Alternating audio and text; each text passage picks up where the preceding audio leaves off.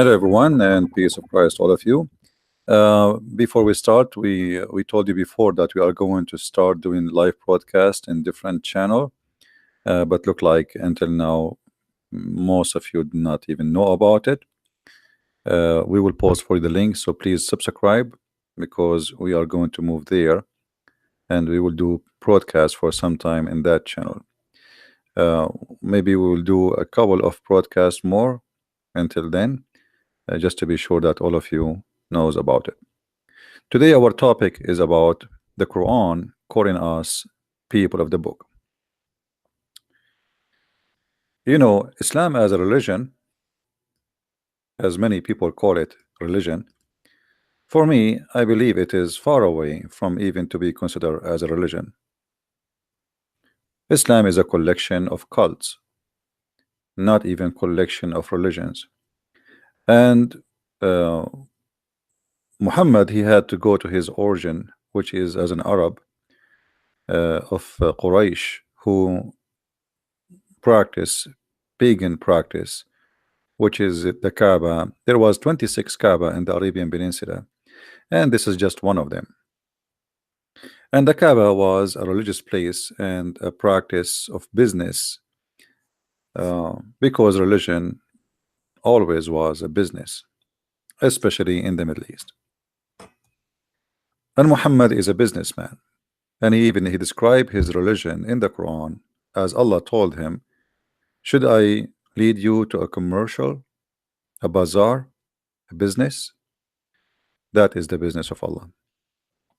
The Muslims believe if they touch stones in the Kaaba, those stones, there is two corners. One have the black stone and the other one called the Yemeni corner. If you touch them, they erase your sin. And we know, and no Muslim can deny, that the Muslims kissed the black stone, and Muhammad himself kissed the black stones. And this is nothing but a pagan practice, going around a room, believing in a holy room, kissing black stones. Stones erasing our sin. If this is not paganism, what is paganism then? However, our topic today is about the people of the book. If we go in the Quran and we search in this, I cannot even call it a book. The Quran is a collections of, I don't know if I can at all call it article, statement. It's very funny and very stupid book. And by the way, I will open my Pal Talk soon. If there is any Muslim, he have the courage to call me and to prove me wrong that Islam is not based in a stupid book, I will be, be happy to have you. And this is the proof, the first proof we will provide today.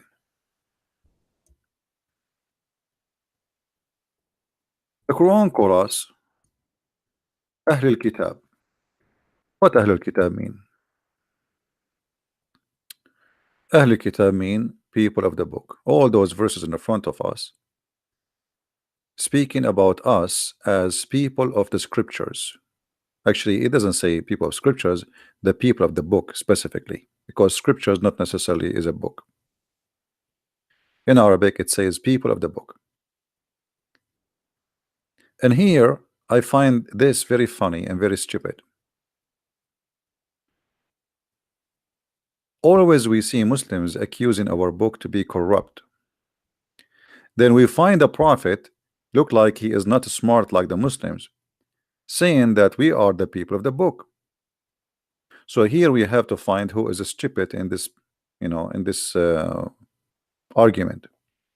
The one who says our book is corrupt, or the one who says no, they are people of the book. To make it simple for the naive ones from the Muhammadan, how you call us people of the book in the same time you say to us we don't have book no more?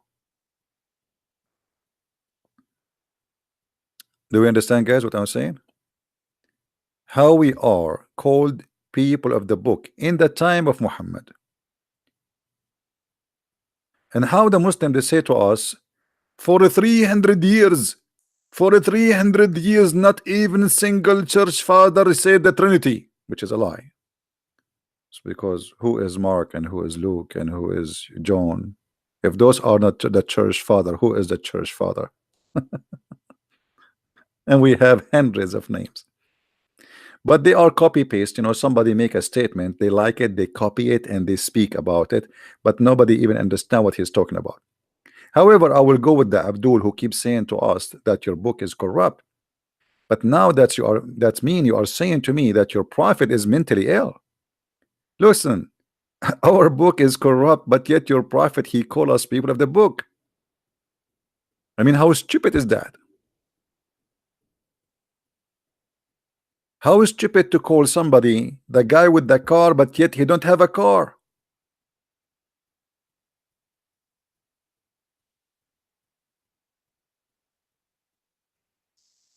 Do we have any Muslim would like to say something? No problem. We are referring to the Bible, the Quran referring to our Bible too. Don't you see? The Quran, when he call us people of the book, he is referring to our Bible. So how we are people of the book, yet we don't have a book no more? Because if we have a corrupt book, it's mean we don't have a book. That's stupid. That is literally stupid.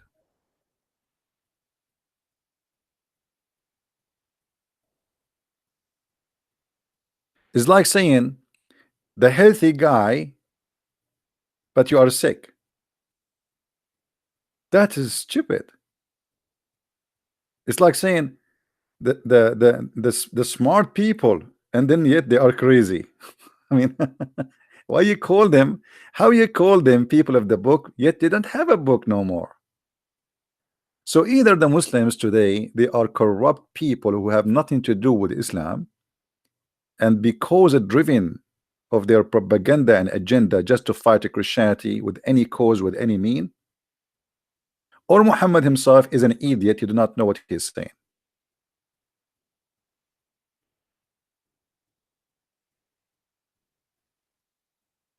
Vegas, why you keep repeating the same statement? I know the Muslims refer to our book. This is what I'm talking about. What's wrong with you? This is what we are talking about. The Muslims refer to our book. We are people of the book. We are people of the book of God. You keep saying to me they refer to our book. We know. This is the topic. How we are called people of the book if we don't have a book. Aren't they say to us 24 hours, 7 days a week, your book is gone, is corrupt, which means not exist no more? So how stupid it is to say to us you have no book no more, yet you call me people of the book.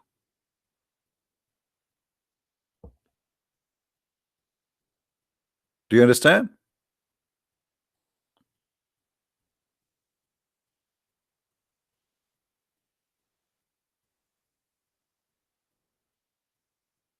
Do we have any Muslim?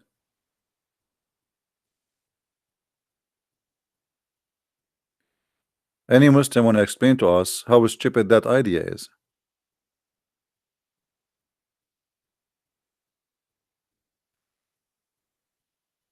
Any Muhammadan?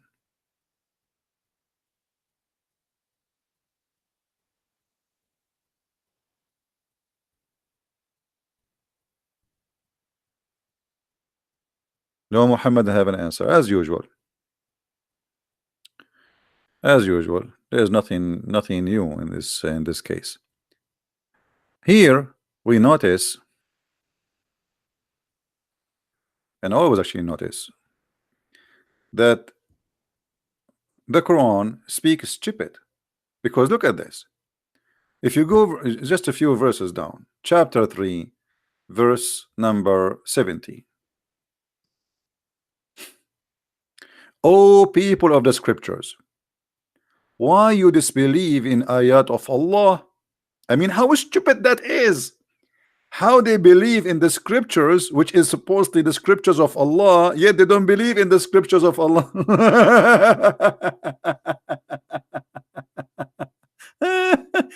Look at this. Oh, people of the scripture. Okay, Muslim, Allah is speaking about which scriptures? The Abdul, they will say to you, he is talking about the scriptures which he sent to Isa and Moses. Okay, wonderful. That make it his scriptures, isn't it? They will say, yes, This is the scripture sent by Allah. Okay, so let's make a note here. This is Allah's scripture. Allah scripture, brother. Okay. So how he call us people of the scriptures, and yet he say that we don't believe in ayat. What ayat? Muhammad did not do anything. Muhammad, he broke Quran, so we don't believe in the Quran. So how we believe in the scriptures but we don't believe in the scriptures?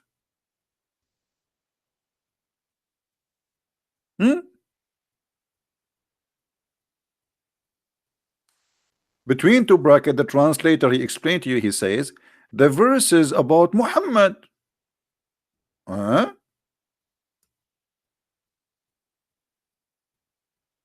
Present in the Torah and the Injil. Where it says that? This is a false translation, by the way. In the Torah and the Injil? Where? This is a false translation. They are trying to fabricate. It's about the verses in the Quran. The Quran. Why you don't believe in the Quran? And as long they have scriptures, why they need Muhammad? If somebody is called, you see, just change the translator, you will see how the translation change. I mean, those people, they are officially liars when they translate. They love to fabricate and add things is not there. Let us see different donkey. Look, see how translation change? Ye people of the book, why you reject the signs of Allah, which you are yourself witness? We our self witness. What we witness? Muslims, what we witness? What is the sign of Allah we witness?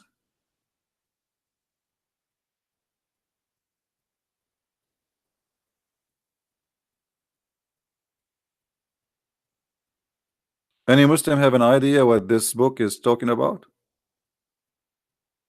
What signs? Like what?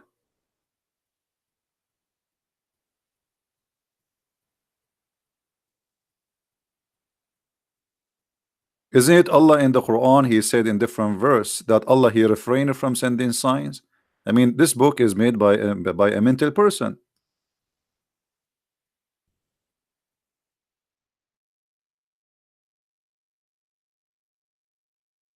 Read carefully. Chapter 17, verse number 59. And we refrain from sending the signs only because the man of a former generation treated them as false. Guys, Allah is joining the yellow vest in France. He have a strike. I will not do sign to you no more. Always I send you sign and miracles and you reject them. So Allah he have no problem to send signs with all the messengers before Muhammad, but only in the time of Muhammad, Allah he don't want to give signs no more. Okay, hold on. Is it the Muslim they say to us that the Quran itself is a sign of Allah? It's a miracle?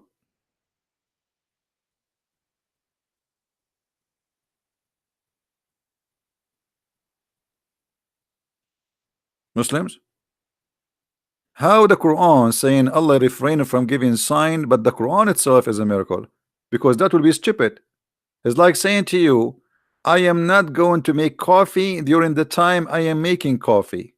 Or I say to you, I am not going to talk, but by saying that I broke my promise not to talk.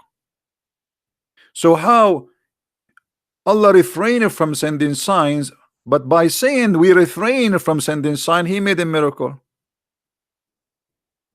And by the way, look at this amazing miracle. They said, "You can you make Quran like this?" So if you say, "And we refrain from sending sign only because of man of former generation," that's a miracle supposedly.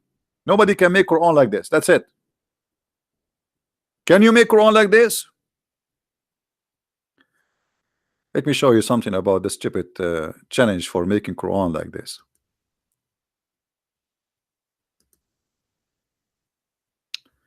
The Muslims, they keep saying to us, this is chapter 21, verse number 5. The Muhammadan keep saying, okay, can you make Quran like this? Brother, can you make Quran like this? Look what the Arab they said to Muhammad. The Arab, they are making fun of the Quran. They said this is stupid. This is like a guy suffering from illusion. It's a fraud. He's trying to make a point. And then they said to him, let him then bring us a sign like the one we are sent to prophet of old. That's logical. They did not like what he says, and the Quran was not amazing for them, and they were not astonished as the Muslim they say to us. They were making fun of it. And they say, if you are really truly a prophet, give us a sign. And this is why Allah, because it is Muhammad, not Allah, he said we refrain. They are asking for a sign, we refrain. Hey Allah, Muhammad, why you don't have a sign? Allah will answer you. Allah will answer you. You are asking me for a sign like Allah prophet, the prophet before me. I understand, but I will tell you why I don't have a sign, because Allah refrain. So why you Muslim, you say to us the Prophet Muhammad, he has miracles. One of them is lying. The one who tell us stories about miracles of Muhammad in the hadith, which we cannot find in the Quran. I mean, isn't it funny? All those stupid fabrication exist only in the hadith. We cannot find any of those miracles in the Quran.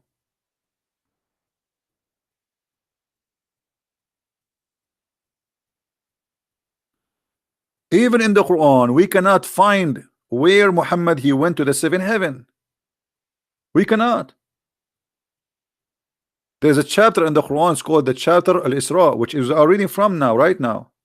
If you go to the first verse, the Muslim keep talking about Muhammad, he took in a top of a flying mule to the seventh heaven, blah blah blah, 11. But it doesn't say that. Nowhere it says that Allah he took Muhammad to the heaven. I mean, isn't it stupid? Allah he have time to tell us about Sulaiman. He heard the ant saying to the other ant, hide. He have time for that, but he have no time to tell us that he took Muhammad to heaven.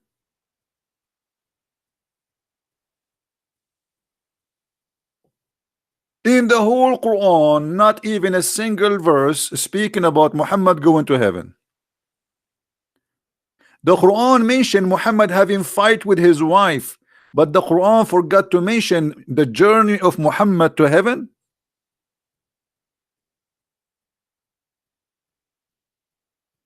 By the way, yesterday I went to heaven and came back. Don't ask me for witnesses. I always, those things happen to me when there's nobody around.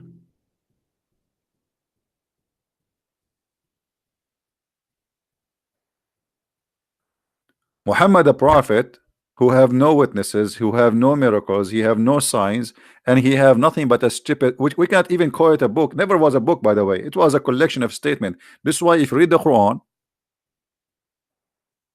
you will find there is no connection between the verse before and the verse after. Look at this, the chapter we are reading from. Glory to Allah who did take his servant. Okay, who is the one saying a glory to Allah? Muslims, who is the one saying a glory to Allah? How Allah he says a glory to Allah? Who did take his servant? Allah he says who? Allah saying a glory to Allah who took his servant? Does that work for you? In which language is that?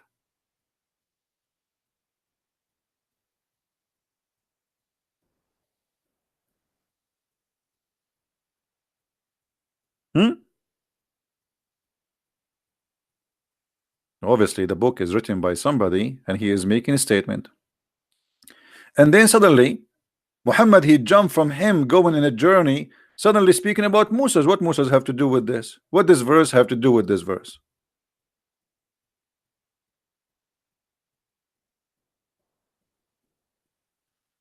And what does verse have to do with this verse? O ye that are sprung from those whom we carried in the ark. What the ark? Look how the chapter started. Muhammad he went in a journey supposedly to the farther house. It doesn't even say Jerusalem. Nobody knows where this location is. And then suddenly he goes to Moses. We gave Moses a book. Like, what this verse have to do with this verse?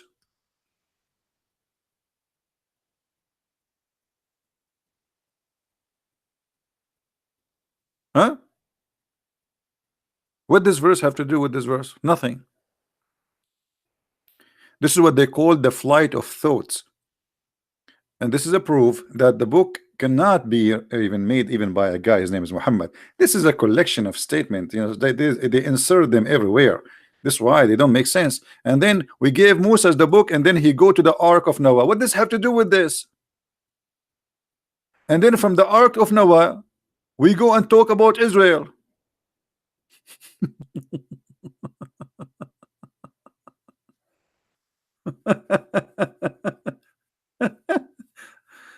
And you know what? The most funny thing about this Quran, that Allah, he says always, it may be your Lord.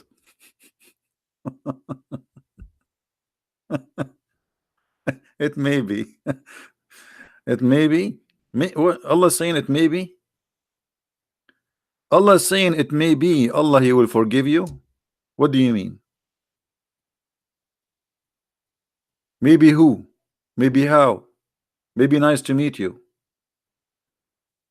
When we say maybe, it's mean the guy is talking, he is not sure. What do you mean maybe?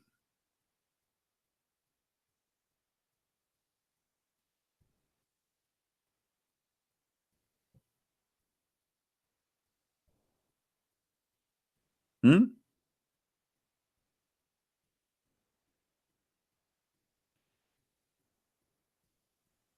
Do we have any Muslim would like to give me a call live on air in Pal Talk? Who is a Muslim would like to call us? A Muslim, he have a knowledge to give you a chance to defend your cult. Do we have anyone?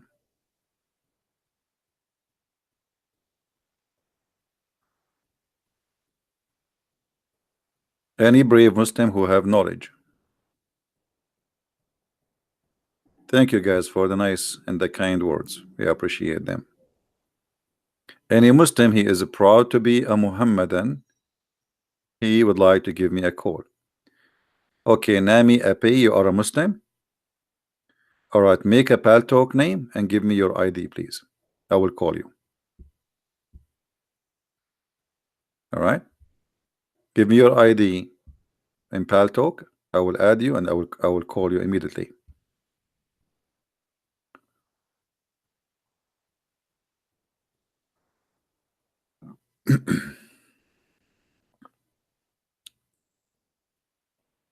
Yeah, but we need to have his name so we can call him. Any Muslim would like to speak to me live? You are more than welcome. Now here in this verse we have something stupid. Anyone notice what the stupid thing here?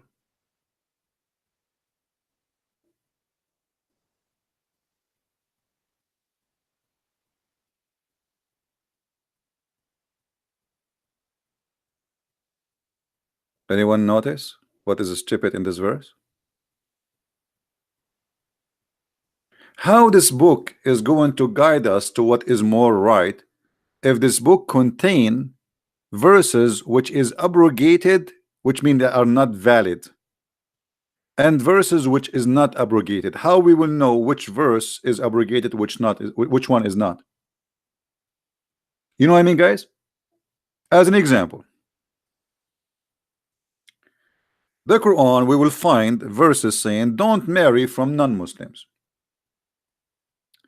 Another verse in the Quran, it says marry from non-Muslims. So how this book will guide us if there is a contradiction? The Muslim, they say this is not a contradiction, this is abrogation. That's wonderful.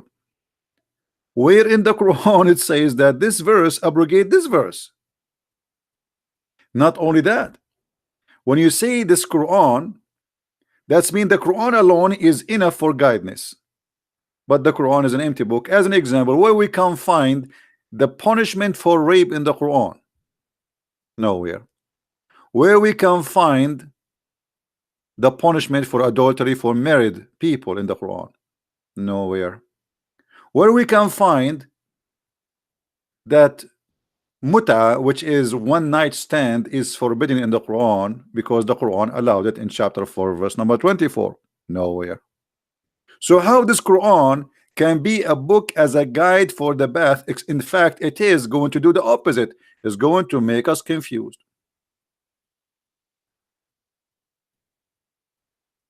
This is why the Shia, they believe that the muta never been abrogated, and they are right. There's no verse in the Quran that says it's abrogated. So how this can be a book for the right path?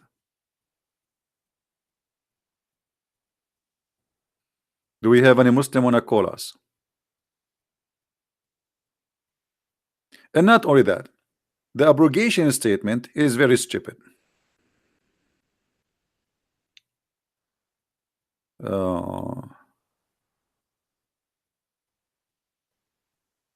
Mr. Trueheart, he can call me in Paltalk. I don't use Skype. Paltalk is for free. He can download it. The same he download Skype, he can download Paltalk. And the abrogation story in the Quran is nothing but a false excuse for a false prophet. And let me show you how that can be.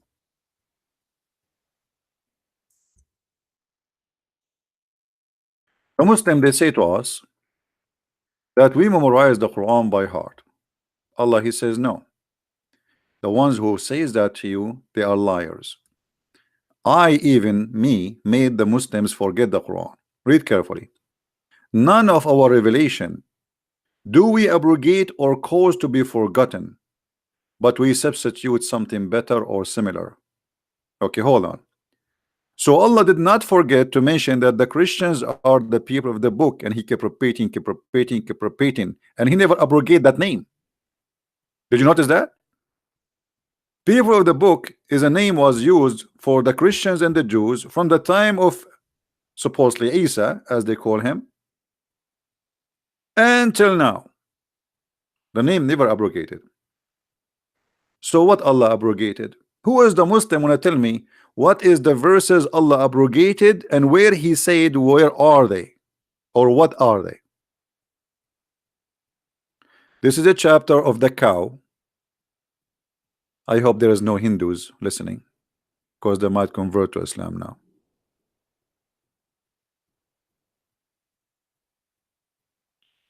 Any Muslim can tell me if this is a book which is a book of guidance, did Allah made notes that the verses, the following verse and the following verse and the following verses are abrogated? Because he just said there is verses we abrogate them. But now there's nowhere in the Quran says which verses are abrogated. So how we will know which verses are abrogated? Any Muhammadan?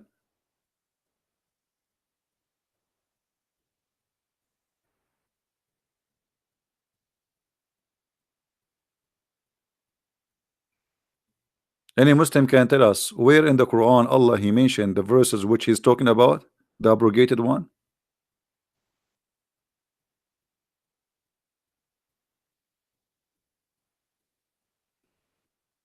Any Muhammadan? You see, when I say to you that I gave you a book, okay, and now I have my books. I make an they call it edition, right? If you change something in the book, they make edition. Did Allah provide us with edition book like Quran edition? No. So when the Quran says confirming two things, Allah he did. He caused Muslims to forget the Quran, and he abrogated the Quran. How we will know what is forgotten and what is abrogated? And again, guys, the admin, they are posting for you my other page in YouTube. Please subscribe, because soon we will start broadcasting there. This account will go for sleep for some time. Any Muslim can tell us. The Muslims, they say to you, well, in order to understand what verses are abrogated, then we have to go to the hadith. Not true. Even in the hadith, it doesn't say what is abrogated. You have to guess, because first of all, the hadith is not approved by all Muslims. Depend in the sect. This is number one. Number two, even the same sect, they have a problem with the hadith. So how the hadith can be a source of Islam, but the Quran says that this book is the source of guidance?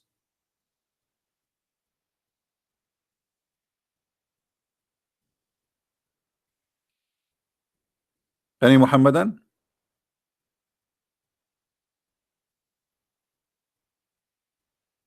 That is stupid. But let me tell you what happened. Muhammad, because he's a false prophet, he cannot repeat the verse twice same time.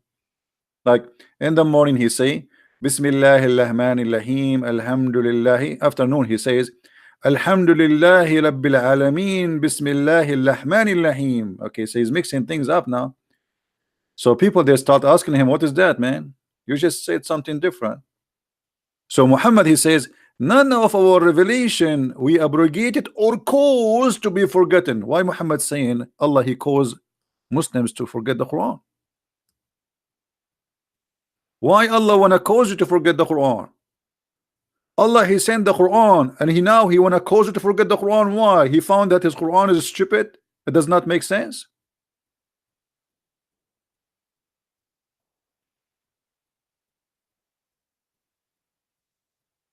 Hey Muhammad, do you understand me?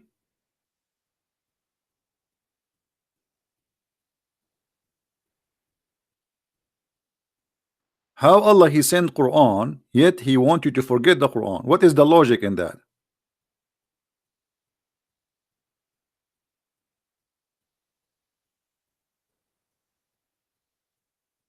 Somebody saying Bible also changed law according to time. No, this is not true.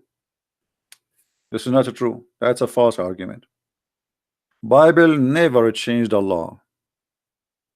There's a law that not come yet, and then there's a law come, which mean in the time of Noah there is no law where it says or Adam where it says you cannot marry your sister.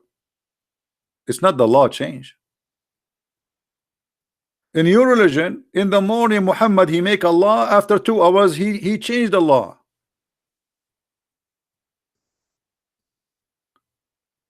Because people, they start laughing at him. Even the Arab, they were saying, look at him, he says something in the morning, and he changed it afternoon.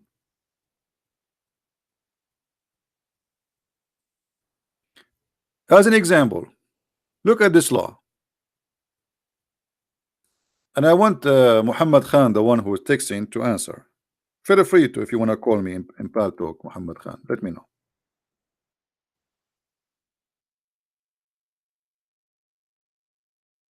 Look at this verse. Muhammad Khan, is this verse abrogated in the Quran? Who's a Muslim want to answer? Chapter 2, verse 178. Is this verse abrogated?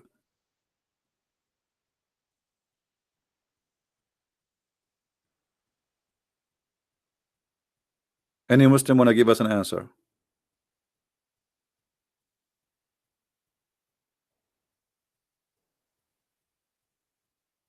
Any Muslim have the courage to say yes, no? No, I think. Okay, hold on, guys. Here we have an example of how Muslim he believe in Allah. So the Quran is the book of guidance, but look what Muhammad Khan he said to us.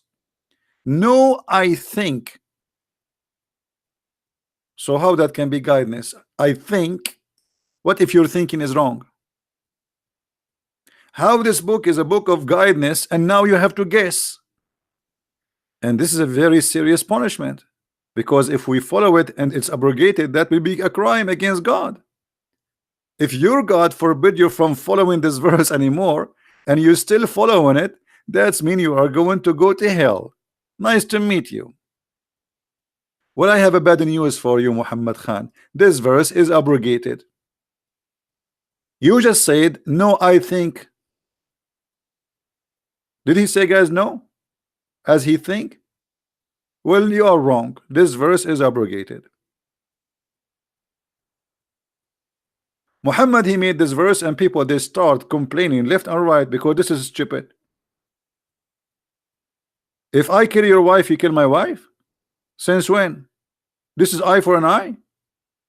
Muhammad, he could not understand the law of Musa, which is an eye for an eye, so he created his own based in his stupid understanding. So in the case of murder, free for the free. If a free man kill a free man will be killed. But a free man will not be killed for killing a slave. Women for the women. Have you ever heard of a justice like this?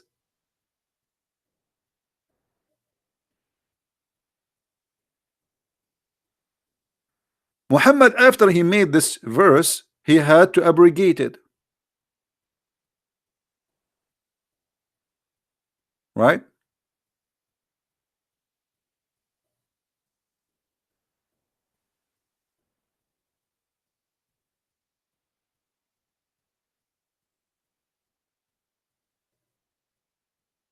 Do we have any Muslim?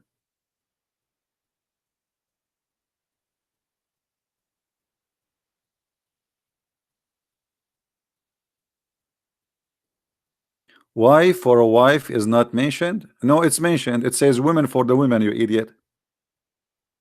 Do you know what women for a woman mean? Which mean if you kill my women, I kill your women. If you kill my slave, I kill your slave. If I am a free and you are a free, if I kill you, you have the right to kill me. The punishment is killing the free man. This is what it says. So yes, it says wife for a wife. Women for a woman. Women from your group and women from my group, they will die. So now we have two innocent people dead. And the killer is free.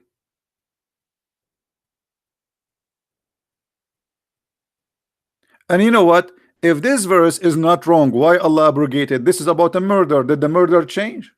Correct, guys? If Allah is all wise, this is a law about murder. Murder, nothing changed. I mean, murder exists in the past, exists today, exists tomorrow. People, there's criminals, they do murder. Why Allah need to change this?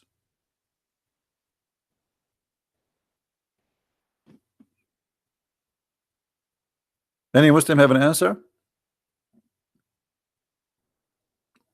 What? Why Allah changed it? Why Muhammad he get this verse and then a week after he don't want it no more?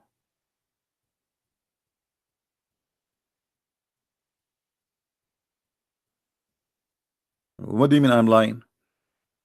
Okay, let us go and read the interpretation. Shall we? Guys, I'm lying. Shall we go and read the interpretation? Okay, hold on. I'm lying, brother. I'm lying. Okay. We go and see the interpretation. Let us see who is lying. In a second, everybody will see.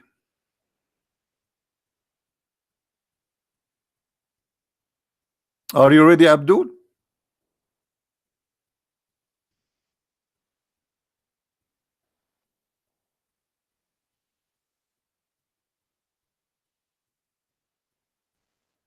Let us see who is lying. You're lying. You are lying. Read with me, guys.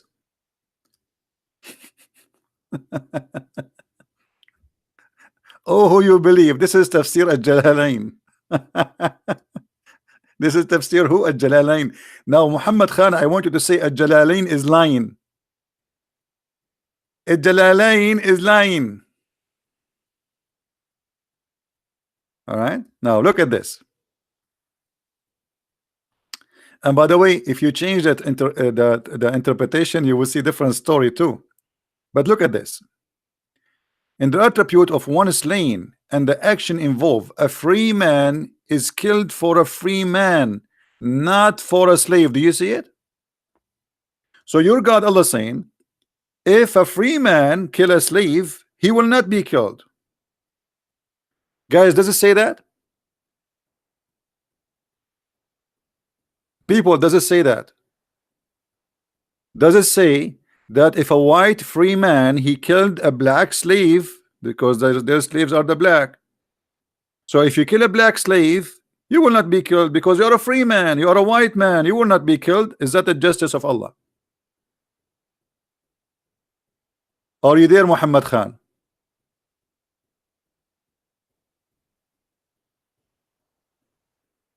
So who is going to be killed? Muhammad. Based on this, who is going to be killed? The free man, he killed the slave man. Who is going to be killed? It says a slave for a slave, and female for the female. And later Muhammad, he changed it because people they start saying to him, this is stupid. Do you see it?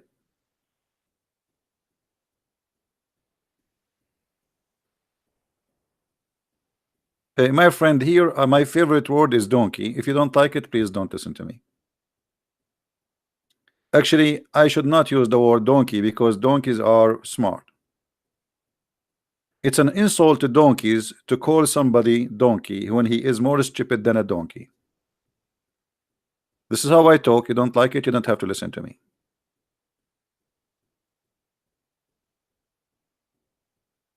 You tell me who is the donkey here. I mean, if I should not use the word donkey.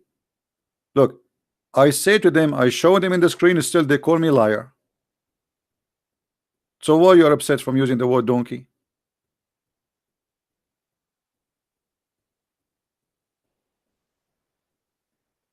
And by the way, the first suicide in the history of Islam was a donkey, and his name is Ya'fur. When the Prophet, may Allah bless him, died, the donkey, he jumped in the well and he killed himself. He's in love.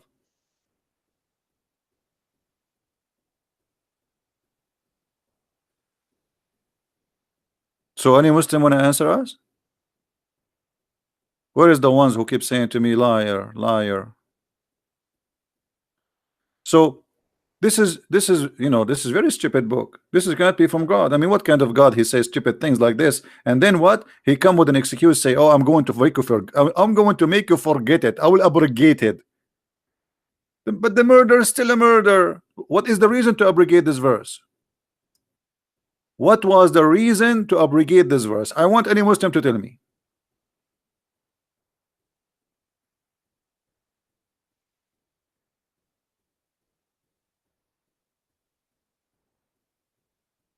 Were you ever afraid to live in the Middle East? I never been afraid wherever I live. Not me.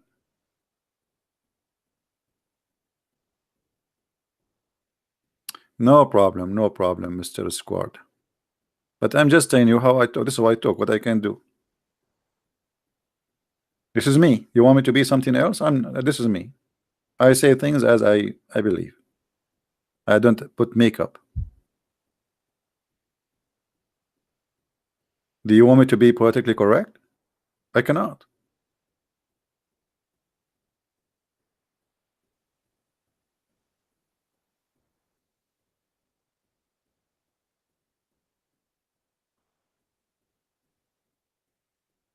Any Muhammadan, you have something to say?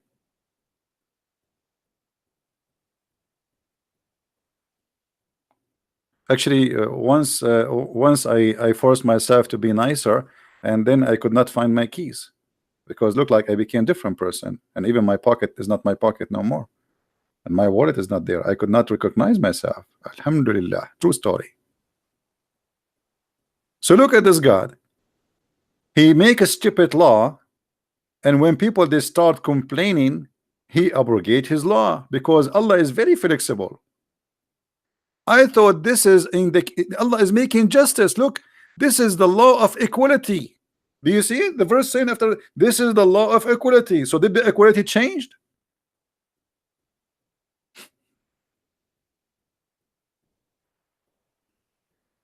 Change happen in every law? No, this is not true. Show me where the law changed. When in the case of a murder, we are talking about murder, not even about marriage. Murder is a murder. Where is the justice? So Allah justice was wrong? Obviously he was wrong. And Muhammad got busted.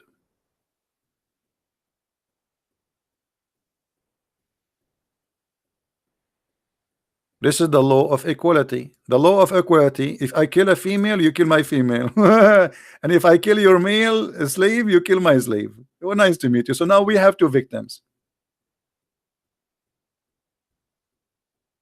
Right? Is the Quran was sent down by Allah and given to Muhammad? Why Muhammad is changing what Allah sent? My friend, there's nothing is called send down. What send down? There's no Allah to send down anyway. Can't you tell that this is an idiot? He's trying to make himself a prophet. He come and fabricate laws. He's trying to copy Moses, the eye for an eye. But because he don't understand what the law of Moses is, he come with his own stupidity. After he made the law, people they start complaining.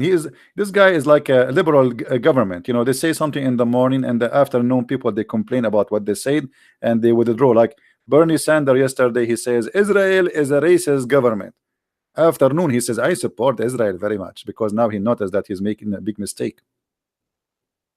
Hypocrites. They are hypocrites.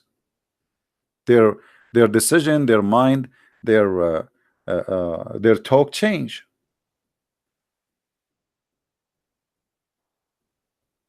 Any Muhammadan have something to say? Now we go back here to something to speak about this stupid thing here, because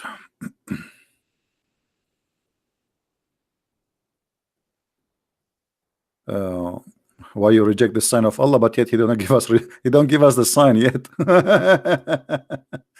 Why you reject the sign of Allah? Here we notice something additional stupid. We mentioned it many times before, but let us repeat it again. Allah not only he calls you to forget the Quran, Allah will cause you to forget the Quran, but he will give you something better or similar.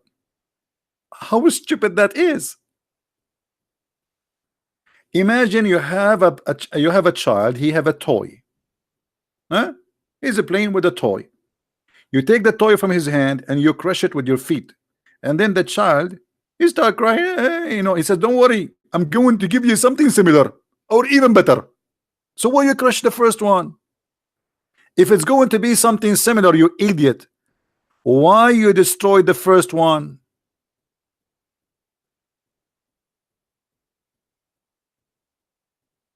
Any Muhammadan? If it's going to be similar, so why you destroy it? So you have a car, okay, let us say you have you have a Mercedes-Benz 500, brother. Allah take your Mercedes-Benz 500 and he destroy it, and he give you 500 Mercedes-Benz. Who is the stupid here?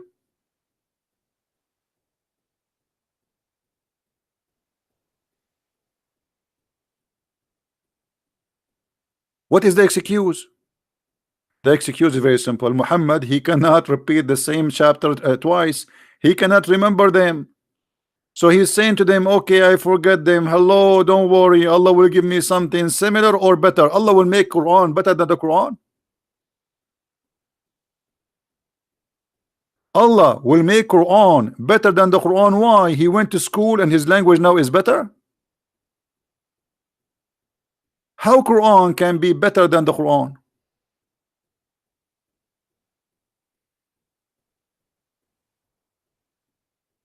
A Muslim, he want to call me, his name is Good Day. Okay, let us hope he is not a kid. A good day.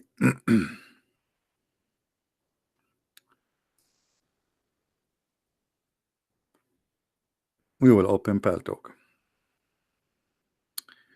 to give this Muhammadan a chance to call us.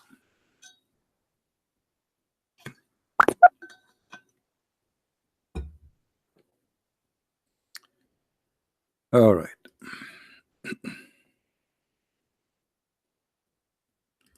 Good day. I'm going to send you an ad. Please add me from your side. I'm looking for your name right now.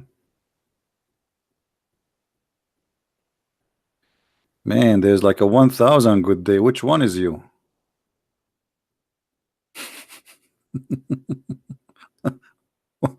Which one of those is you? What is that? None of them fit with your name, actually. What good day? I don't see you. I mean, you need you send me an ad from your side, because I cannot find you.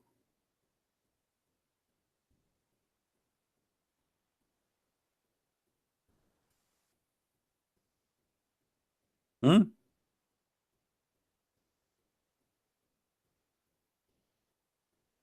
Which one of those is you? There's like 1,000. Which one? None of them fit with your name, really. You see the name you gave me? None of them fit with your name. So you are giving me the wrong name.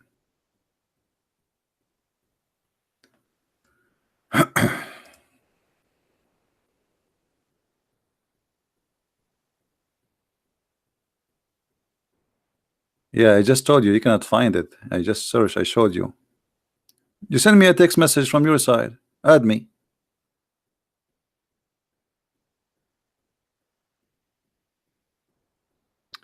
Good day, everyone.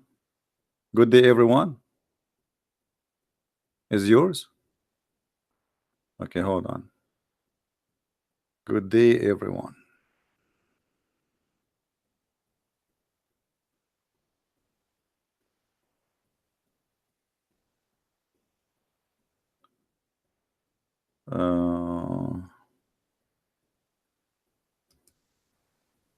Let's see if this is yours. Here we go. We send for this name a hi. All right, you can call me if you want.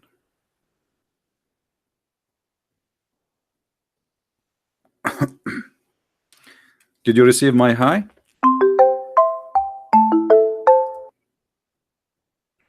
Hello?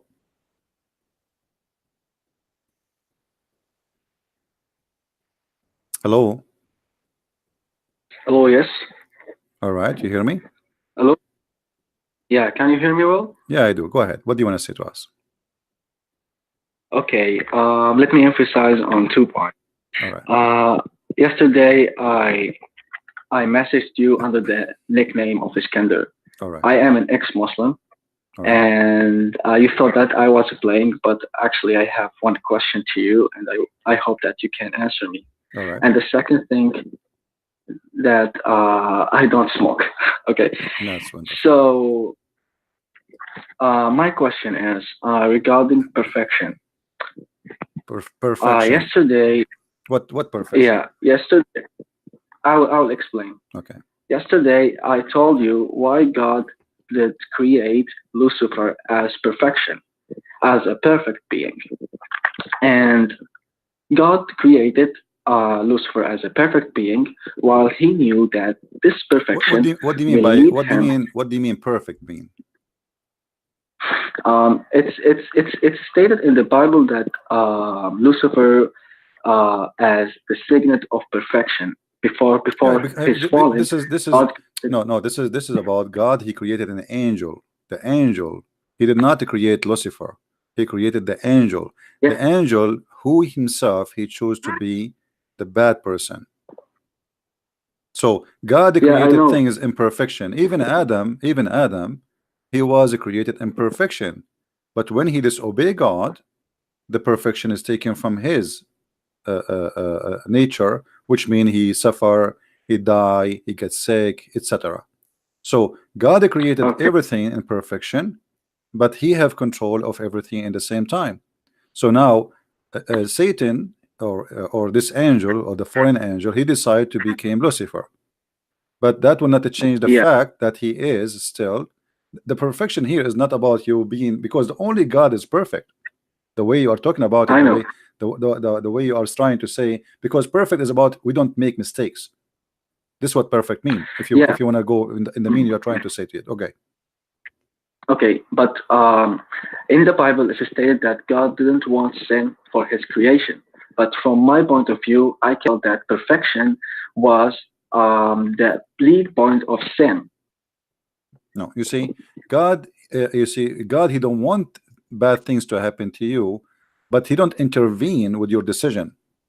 If you go from the beginning, you will see the story that God, which is a simple story, God said to Adam, don't do this and don't do that. But still, Adam, he can do it, right? Yeah. Okay, so the perfection, God, he's given him perfection by helping him about taking decision. But still, he is free to accept the decision or to reject the decision.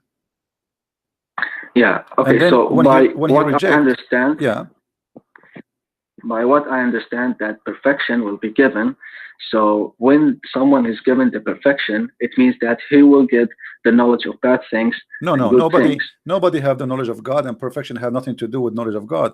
The knowledge of Adam, the knowledge of angels still is very limited compared to God.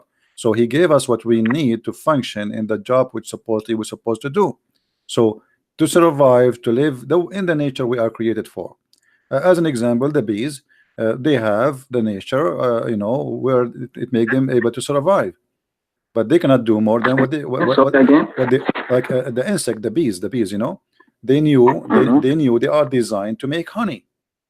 You do not know how to make honey, but even though the bees are so small and maybe it mean nothing for you, but still the bees can do something you cannot do yourself, correct? Yes, yes. Okay, and you can do things the bees cannot do. Yeah. So the perfection of creation is about everything created is complete each other.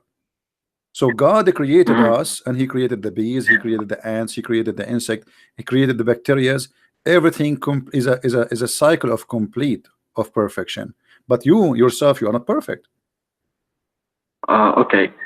But isn't it because of the perfect attributes of Lucifer he rebelled against God?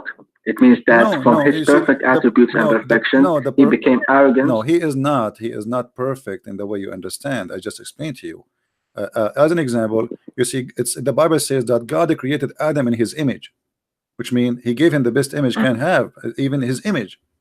Jesus himself, he come in the image of a man. This is the perfect image as God he created. But doesn't mean you are perfect as God, because still you can make sin and you can commit something wrong. So God gave you guidance to help you in the perfection. You are his creation, and he gave you a manual. He says, okay, you are my creation, I want to help you. You are not perfect, and I don't want you to be you are not me. I understand you are not qualified to be me. I created you, but I'm going to help you. Don't do this and don't do that, and you will be good. Then you decide to do the opposite.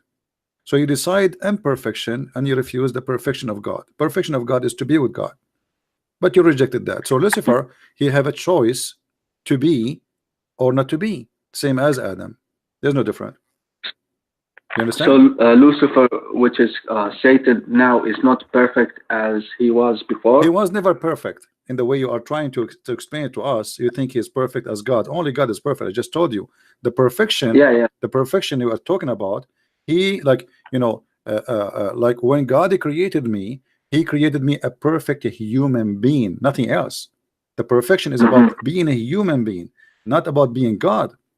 Otherwise, now we will have two gods. One of them is Lucifer, and the other one is our God. This is not what it says. So God gave them the perfection to be angels, to serve God. But he love his power. He is, you know, he's powerful. He have amazing power. And now, okay, why I want to obey God? You know, I'm going to be a rebellion. I'm going to be my own. I will rule my own kingdom. All right.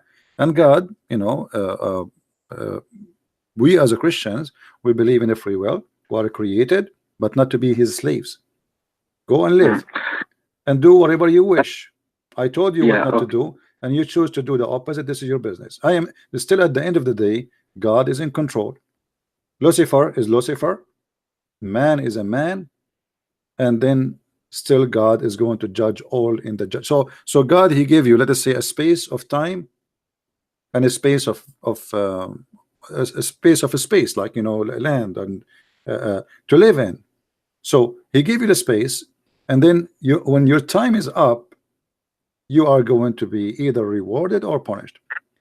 So here, perfection is not what you think. You are confused, and you are reading translation. You know, perfection here, that God, he created the perfect angel. Nothing is missing. God created the perfect human being. Yeah. The question here, okay, I'm with you that God didn't create Lucifer as perfect as he, but he created with the high standards, which is he's higher than the other creations. Didn't God know that from these high attributes, comparing to the other creation, he will deceive the other creation to do the wrong things? Yeah, see here you have the same problem, maybe because you have the background of Islam. Do you remember the story in chapter 18 where the prophet Al-Khadr, he killed a child because when he grow, supposedly he will be a rebellion to his parents? Yes, You yes, know the yes. story? Okay, but this is not fair. That's mean God, he is going to punish you for he is knowing before you're doing. Oh, okay, yeah. So that's not fair.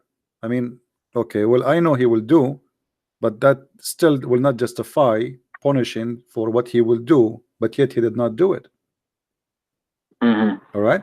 So because the nature Yeah. of God is about justice, I'm not going to punish you because you did not do, because you will do it later, and I have knowledge of something you yourself you don't have knowledge of. Oh, okay, I see. That will make God himself a criminal for punishing you, yet you did not commit the Yeah. crime. So God, he gave space for his creation to He gave a space. consider that. He created you. And you see, we don't believe in it the same as Muslims. Like God. The only faith we have right now, we believe in faith in certain way, very limited way, which means that God, when He created Adam, He created him first to be in heaven, to live forever. Correct? But then Yes. when Adam broke the command of God, then the fate changed from living forever to live by nature, which means your body will get old, you will get sick, you get killed, you die by cancer, you die by diseases. So you are by yourself, you are by your own. So God, he took the perfection of living forever from the human being Yeah. Okay. as a penalty, not as a reward. The God. Okay.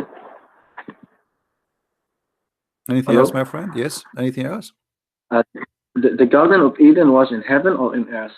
No, the garden in Islam, the Garden of Eden is in the sky, supposedly, which is funny. But in the Bible, it was in the ground.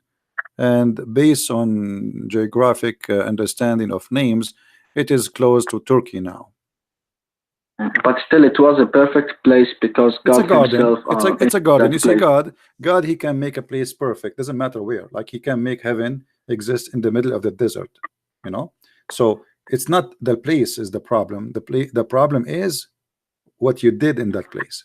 So that place I mean, yeah. I mean, in terms of holiness, it means that only pure creatures can get inside this garden because God was there.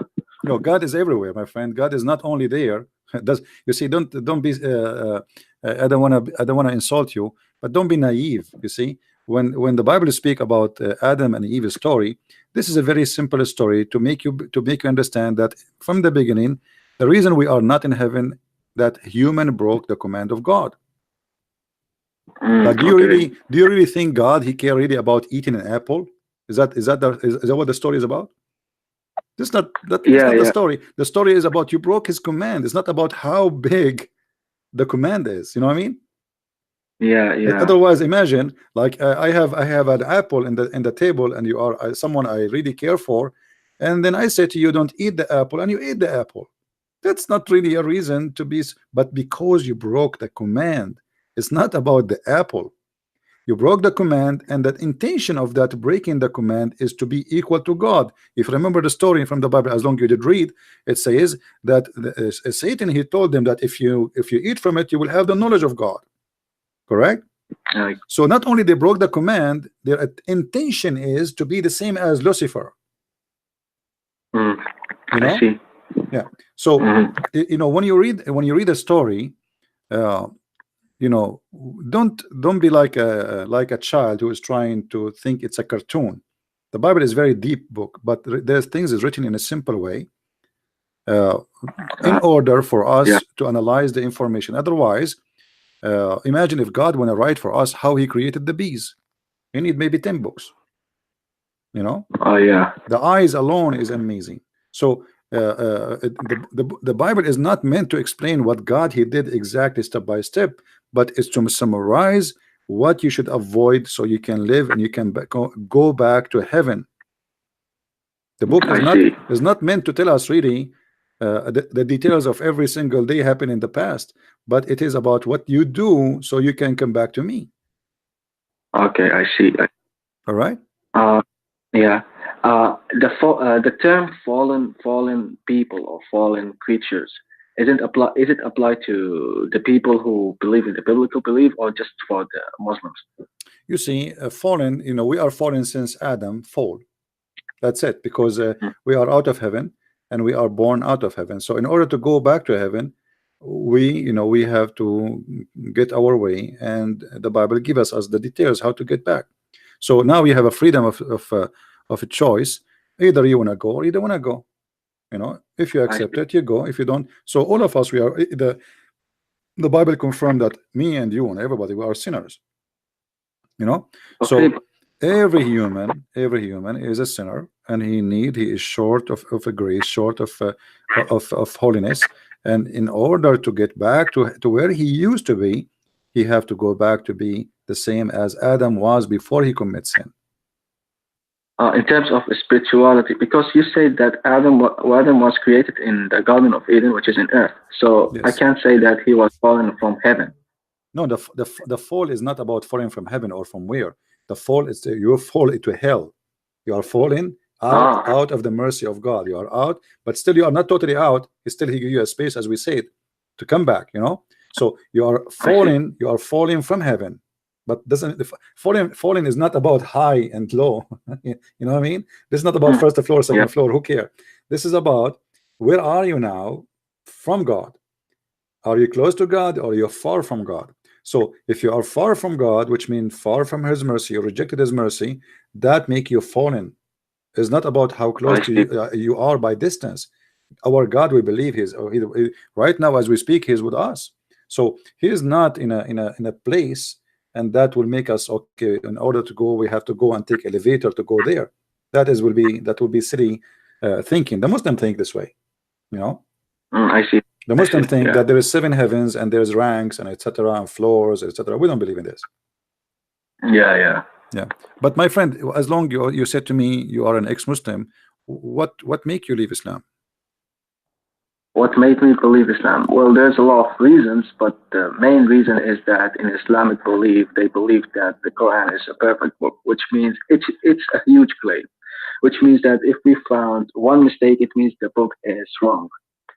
And I found a lot of wrong statements there. So it means that the book is not. How long ago you left Islam? Well, before 1 month, I guess. Oh, is that after watching my videos or nothing to do with my videos? It's before watching David Wood videos. He's the one who the first videos were from David Wood. Okay, that's good. Well, I'm very happy for you. That's you found your way. And what do you think about Christianity now? Well, I'm considering it, and like I said, I gave you my question, and this is one of the questions that I looking for answers for it. And yeah, I like the Christianity belief. It's really deep, and yeah. Don't you miss? So I'm don't you miss the 72 version? Don't you want to get them back? 70 version? No, I don't. Well, you know what? I invite you, as long I take a chance that you call me, and I invite you to accept the Messiah as your savior. I actually prayed for the Messiah yesterday, so I can't find my way. All right, and if there's any news after you prayed? I contacted you. All right. So you prayed to the Messiah, and maybe the Messiah he send me in your way. Maybe it worked this way. And my friend, if you have any question about the Messiah, I will be happy to help you. But let me invite you to accept the Messiah as your savior, because you never know. You see, God, he gave us a space, as we said, time and a space, but our time might be taken from us any moment. And there's no guarantee that you will have time for tomorrow. So for me, I take advantage of this time So I might be able to help you to accept the Messiah. So I invite you right now to accept the Messiah as your Savior. Already you pray to the Messiah. That's mean you believe in him. Because I will not pray to someone I believe he is a lie. Yes, yes. So why you don't? It's a huge step for my life. So why you don't say why you yeah, don't why you don't accept him? I mean, you prayed to him already. yeah. Okay, okay. I accept Jesus as Hallelujah. I mean to as that. I mean to that. We are Lord. so happy for you. And here we go. You know, he called me to question, and this gentleman, we can call him brother in Christ. He just accept the Messiah and he accept him as Lord and Savior. So you accept the Messiah to be your only Savior, and you are accepting him as your God. Is that correct? Yeah, yeah. That's wonderful, my friend. Because I'm happy for yeah, you. I But have also one question. What do you think about J. Smith's claim that Muhammad did not exist? you see, we cannot verify Muhammad as a person. We cannot. I cannot. Nobody can. Because even the Quran sometimes call him Muhammad, time call him Ahmad. Obviously, the name Ahmad and Muhammad, they are not names. Those are titles, mean the praised one, right? If your name is Yeah, Muhammad, should not appear in different place as Ahmad. It's like Jesus, the yes, Messiah. He have many names, but they are titles. Emmanuel, Christ. Those are titles. Those are not really names. His yes, name is yes. Yeshua. So the name should not change if it's a name. But obviously Yeah, Muhammad as a person, we do not know who is he. Based on yes, Muslim books, which is written long after Muhammad, we can go and say, okay, they are saying that there's a person who was living in Mecca, etc. But even Mecca, we cannot find any proof of existence, during the time of Muhammad. yeah. You know, Hmm. so J. Smith, by the way, he is not making the claim. He is taking a study of a historian who did his own search. In the beginning, actually, I saw this historian. I saw J. Smith presentation. In the beginning, I refused what he said because he was saying about that the direction of the mosque. But Yeah, some of those mosques, I look at them, they are not built to be a mosque. They were facing the wrong direction, not the Qibla, because in the beginning they were not built as a mosque. So based on that alone, I will not accept. But then I watched the movie of the historian who made this study, and it's very convincing. So yeah, there is no Mecca and there is no etc. But for me, I don't waste my time with this because I debate Muslims about their belief, not about what they don't believe. You know what I mean? hmm, The Muslim don't hmm. believe that Muhammad is not exist. So why want to debate about it? You know? So Sure. I break the belief, not the non-belief. You know, they don't believe in that. So why I want to waste my time? I will leave that for somebody. He take care. I have a question for you. What about your family now? You today you accepted I'm living. Christ. I'm living with them right now, and I don't know how to tell them that. Are you Especially, single? If you don't mind to I'm say, not big enough. are you single? I'm still single. Oh. I'm a 19 years old kid, All right. so I Well, don't know how to you are a counter. man, 19 years old. You are in your own and you can make decisions and don't worry about anyone. Do what is right and don't Hmm. be a fool. If my parents, with my respect to your parents, they believe in such a foolishness, does that not an excuse for me to follow the same foolishness? There's people Yep. they do not have the courage even to say this is foolish. That's the whole story, because it need a lot of courage too. Yeah, they are delusional. Yeah. Well, my friend, encourage your family to watch my videos, and I will be happy to help them if they have any questions. And if you want them to speak to me in private, I will be happy to talk to them. Just text me, let me know. And if you have your parents want to talk to me in private, like not in public, I will be happy to have a conference, me and you and them together. Sure. All right. Sure. And Thank you for. you're welcome. Anytime you feel free to contact me. Thanks All a right, lot. my friend. Take care. God bless. All right. Well, and we are happy. We are happy for this gentleman. Uh, you know, he left Islam and today he accepted the Messiah as his savior. That's wonderful. And I hope, I pray that his family, they will join him and we will have a conversation together and we can make it private, as I said, because some people don't like to speak in public, and their voice will be recorded, etc., like now in YouTube. So, and I always do that. I mean, this is not new for me. So we are happy for this brother to accept the Messiah. And you know, always when you read the Bible, don't the Bible is not the same as the Quran. Quran is just like, it doesn't make sense. I mean, look at this. The things is not connected. The verse before have nothing to do with the verse after, and there is no meaning. I mean, even the Quran does not make any sense. You see, the one who made the Quran, he concentrated in making Arab music, rap, and that one of the reasons make this book stupid. So now, because now I have to squeeze the words and the letters to make it fit at the end. I will give you an example. I don't know how many of you remember, once I have a guy, his name Al-Harith, something like this, and he claimed to be a sheikh. I asked him about this hadith, this verse in the Quran.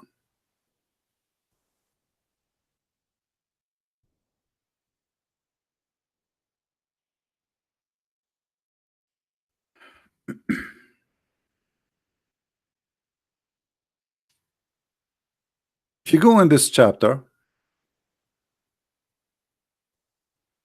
the chapter of Al-Qadr. Qadr mean destiny. We were talking with this brother about destiny.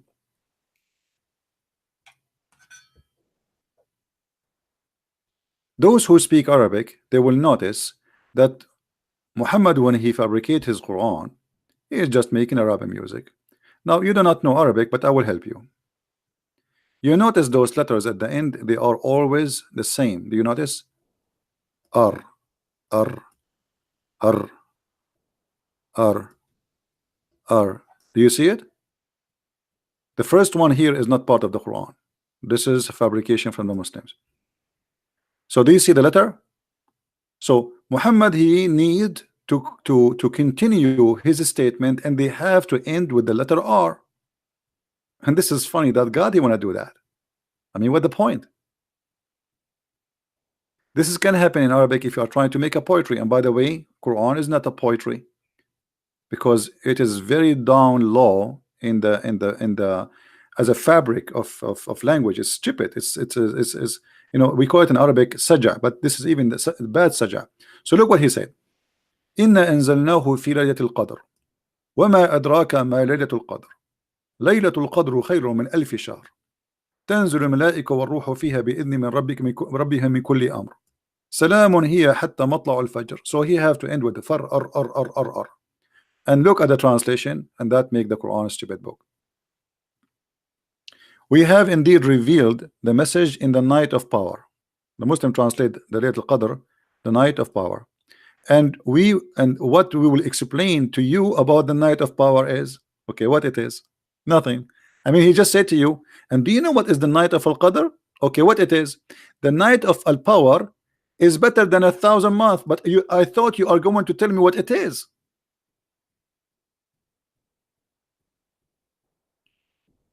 And how stupid to say that this night is better than 1,000 months. Anyone knows how many years 1,000 months is?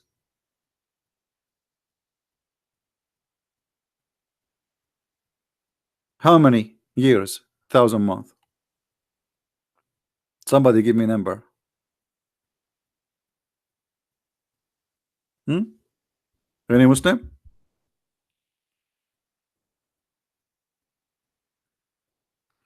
The Muslims believe if you pray in this night as if you prayed for 83 years.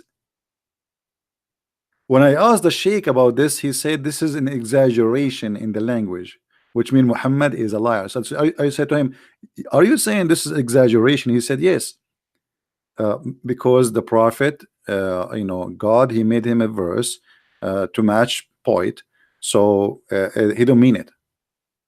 This is his opinion. Other scholars, they don't agree. They say no, this is what it's meant. It is equal to 1,000 months. But this is not fair. So I do not need to pray for 83 years. I pray only in that night, and I died in the second day. and that's it. I am better than somebody he was praying for 83 years. And guess what? Muslims do not know where this night is.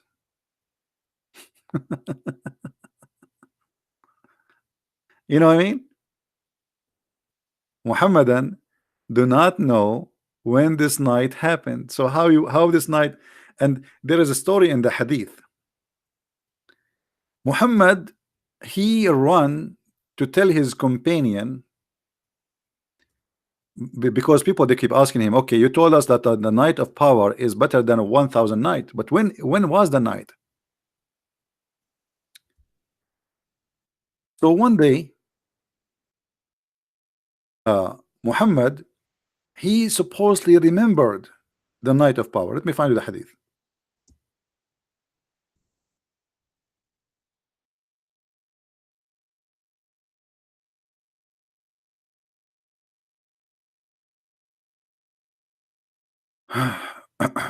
Just to show you how we get Muhammad busted.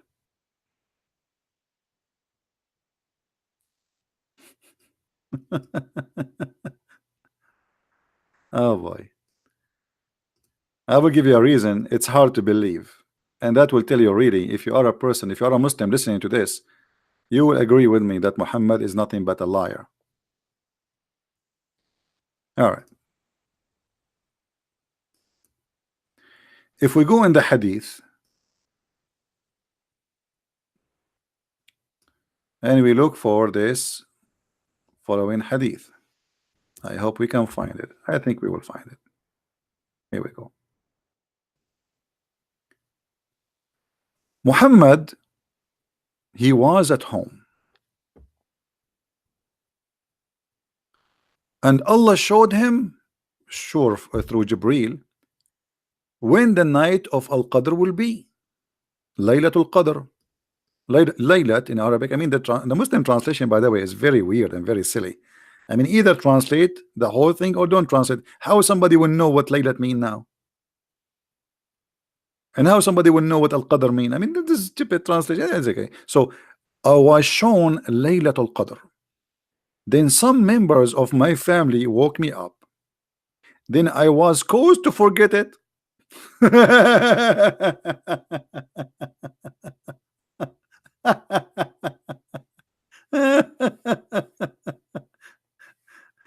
Hello? Any Muslim is there? So Allah, he showed him Laylatul Qadr and somebody wake him up and he forgot it. So why Allah show it to him? Huh? Muhammadan?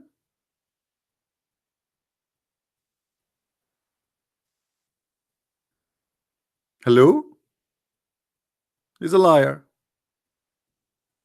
And then he said, so seek it in the last week. He don't know which day. Maybe in different hadith he says in the middle of the month. In the other hadith he says in the last 10 days. In the other hadith he says in the last 3 days. Muhammad is nothing but a big fat liar. Who is the one who showed Muhammad when the date of the night of power? Allah. So what do you mean somebody woke you up and you forgot it? Allah could not keep it in your mind? Why Allah show it to you?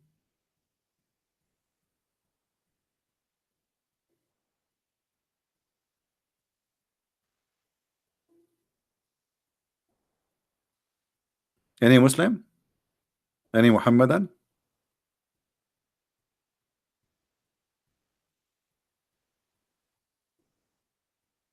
I was showing Laylatul Qadr. Muhammad, who showed you that? Who showed you that? Allah? Obviously it must be Allah, right? So what do you mean somebody woke you up? Allah, he could not keep you remembering it? So why Allah showing it to you?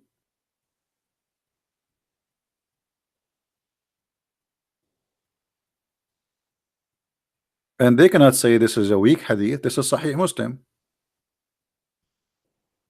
But anyway, anything you give them, they will say to you it is wrong and we will reject and etc. You know? Imagine, may the Lord forgive me for comparing. Imagine Jesus says that.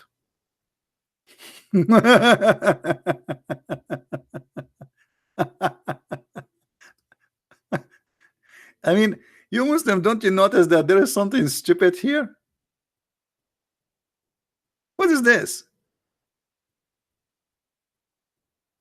Who is the one who showed him when the date of the night of power? You will say Allah. Okay, Allah showed it to him. Why? Don't Allah know that he will forget it in after a second after he wake up? So why he showed it to him? And why he still remember that it was shown but he forgot the date? He just woke up.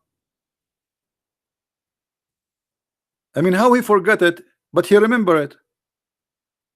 You know what I mean, guys? When you say I was shown, that's mean you remember what you've been shown. So how you remember what you saw but you didn't remember what you saw?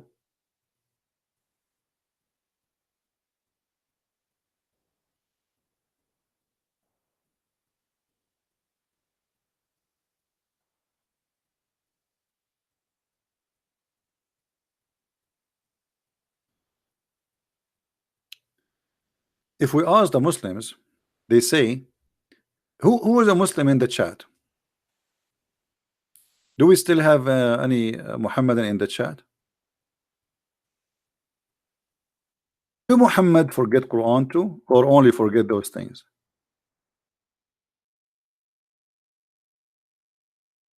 Any Muslim want to help us?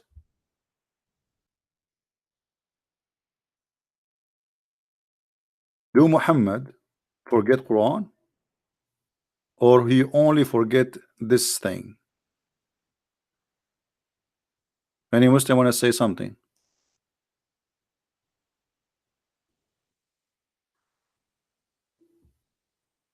How are you, Muhammad Khan? Are you there? I don't see Muhammad Khan is contributing for Islam.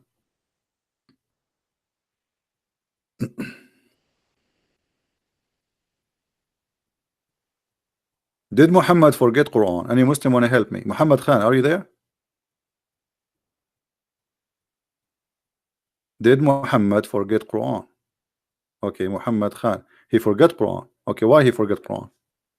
Guys, Muhammad Khan, he said Muhammad, he forgot the Quran. Nope. No, repeat again. I give me one sentence to be sure what is your answer. Did Muhammad forget Quran? Either you say yes, he forget Quran, or you say he did not forget the Quran. So we will not be confused by your answer. Waiting for your answer, Muhammad Khan, and any Muslim. Did Muhammad forget Quran?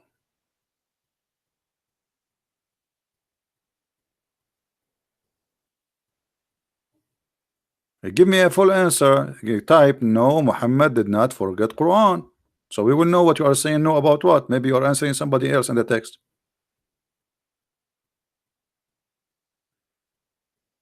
Who is a Muslim want to give me a full answer?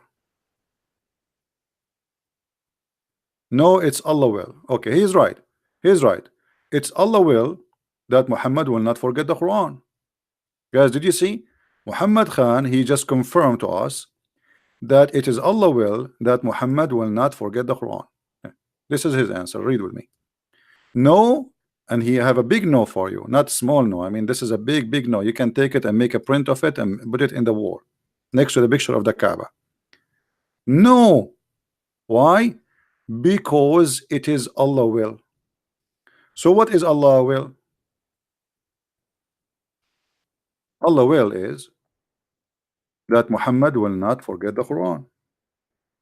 Do you agree, Muhammad Khan? That Allah will that Muhammad will not forget the Quran?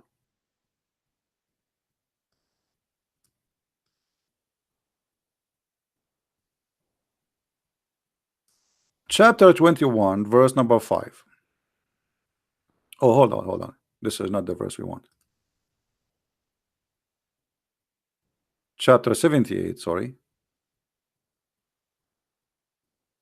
Verse number 6.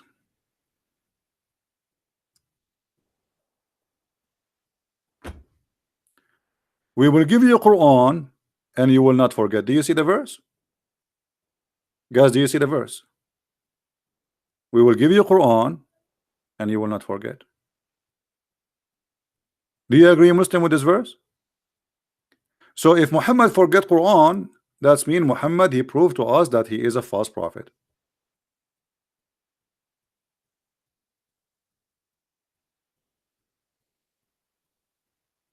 Let us see if Muhammad forgot the Quran. Shall we?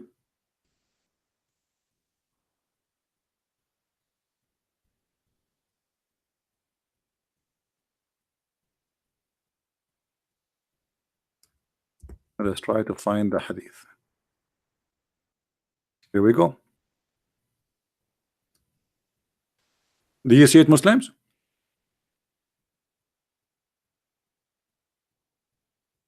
Muslim, do you see it? Does it say that your prophet, he forgot the Quran? But the Quran said, as Nu'man Khan, he said, no, because he will not forget, because it is Allah will.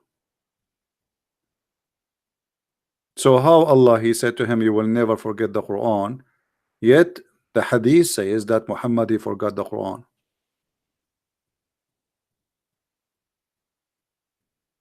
Are you there, Muhammad Khan? Are you ready to leave Islam, Muhammad Khan?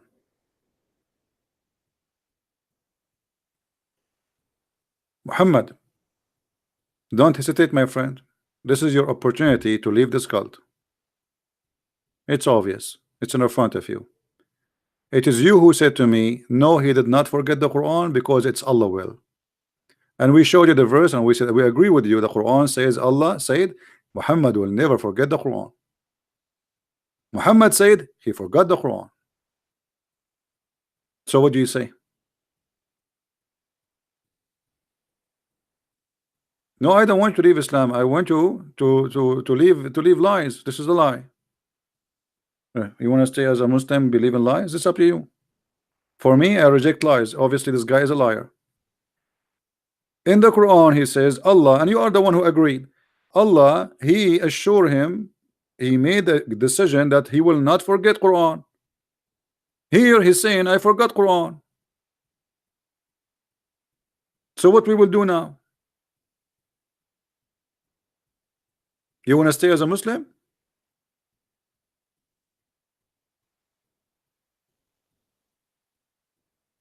So just because you had a family, you will not leave Islam. That's not an excuse. So let us make it clear, Muhammad Khan. You agreed now that Muhammad is a liar, but because you have a family, you will not leave Islam. Correct, guys? That's what he's saying to us. Look what Muhammad is saying. I had a family and dots after that, which mean understand my situation. But that's mean you agreed that Muhammad is a false prophet.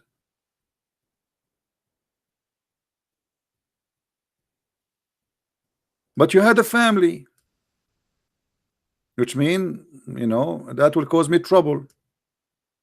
So I'm not going, you know, understand my situation. I understand your situation. But for me, by what you said, I know now that you left Islam. Correct, guys? By saying I had a family, you just agreed that you are leaving Islam. Good for you. And I pray that soon you will accept the Messiah as your Savior. That's wonderful. You enter the chat with us as a Muslim, and after 2 hours you are out of Islam. Who's next?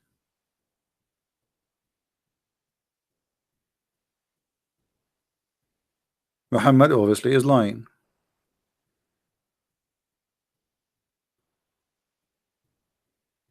Look at this Muhammad, and he's saying the contact explain itself. You know, Muslim proper, why you don't call me and let's see how you can explain it yourself, as long as the content can explain itself. I want to see you how you can make it explained. I mean, how funny when you say that. If the Quran itself in chapter 3 says that nobody understand the Quran save Allah, and now you are saying the contact explain itself. You will not forget unless I make you forget. It doesn't say that, guys. Where it says, where in the verse it says, you will not forget unless I make you forget.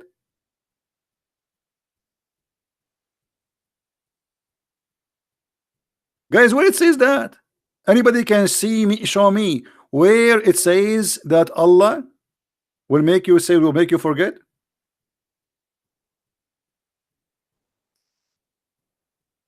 He will say to you, the verse after says, except as Allah wills.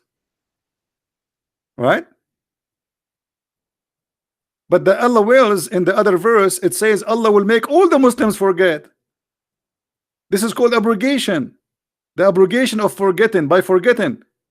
But here we have a Muslim remembering the Quran. So Allah did not make all the Muslims forget, only Muhammad he forgot. Guys, you remember the verse? Let us go back together.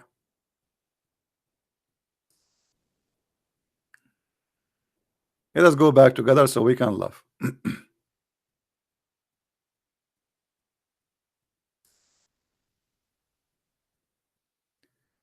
None of our revelation we cause to be forgotten.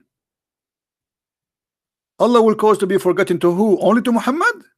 Or to all the Muslims? All the Muslims. You can go and read all the interpretation. Because if only Muhammad he forgot it, then it's not abrogated, it's there. The Muslims still remember it and they practice it. So here he's talking about he will cause all the Muslims forget it. Okay. But as we see here, the one who forgot is only Muhammad.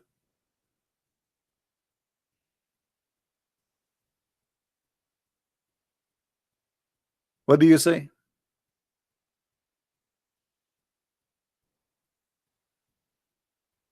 Do you want me to show you the interpretation for this verse, that this is for all the Muslims, not for Muhammad? All the Muslim will forget.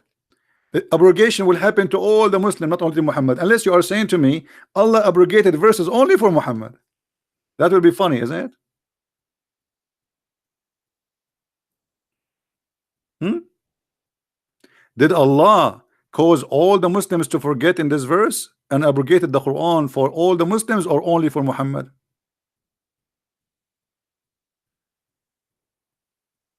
Are you there, paper Muslim?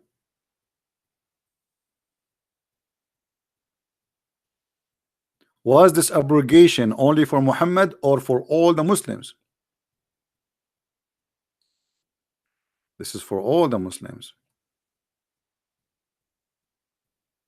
But here Muhammad he got busted. In fact, it is Muhammad who kept forgetting the Quran. And Muhammad, in order to cover his ass, he come with this verse, fabricating it, says, well, Allah has caused me to forget the Quran.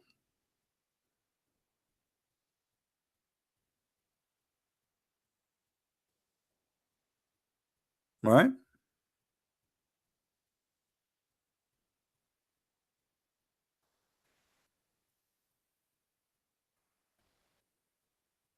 Do we have any Muslim have any comment?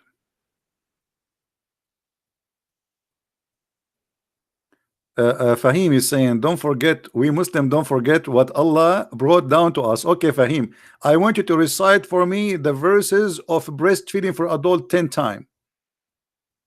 Guys, Fahim, he said to me, let us see how Fahim is Fahim. Fahim in Arabic mean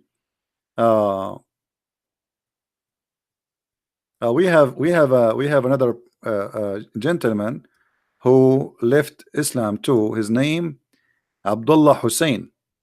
He said, I am also an ex-Muslim. I left Islam a while ago and now I am studying the Christian faith, and we are happy for you, my friend. Now we go back to Fahim. Fahim, he said, let us see where Fahim what he said. He said, we Muslims, we don't forget. Let me see where he said that. Hold on. Fahim. I mean, he called even, I mean, his name is funny because Fahim mean a wise man. I cannot find his text. It's one. There's hundreds of texts. Anyway, he said, we Muslims, we don't forget what Allah sent down, but the Quran says, no, you forgot. Don't you see? Allah caused you to forget the Quran, Fahim. Are you saying Allah is a liar? Fahim, he said, we Muslim, we don't forget what Allah he sent down to us. The Quran says, you are lying. Muhammad Khan is an ex-Muslim too. Wonderful. Muhammad Khan, he decided to leave Islam. Okay. Look like today we have a wave of people leaving Islam. That's wonderful. All right.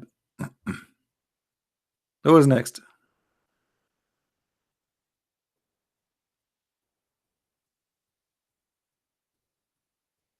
I am an ex-Muslim too. Okay, that's wonderful. I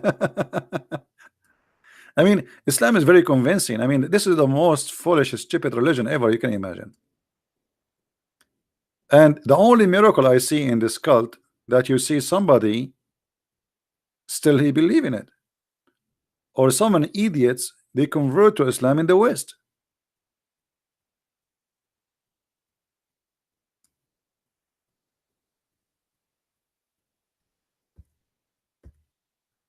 Do we have any Muslim would like to?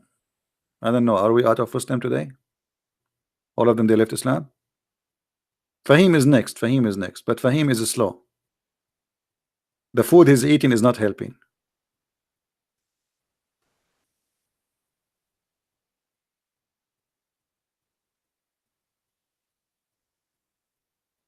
Any Abdul?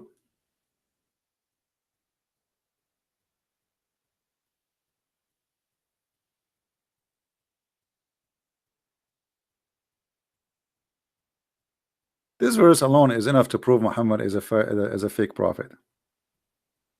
Allah caused him to forget Quran. I mean, how silly is that? The Muslim, he keeps spending the day, you know, and then Allah make you forget the Quran. As simple as that. Why? Who's a Muslim want to tell me why Allah he caused you to forget the Quran? What is the wisdom behind that? Did he find something wrong in it? He don't want you to remember what happened yesterday? What happened in Vegas stay in Vegas?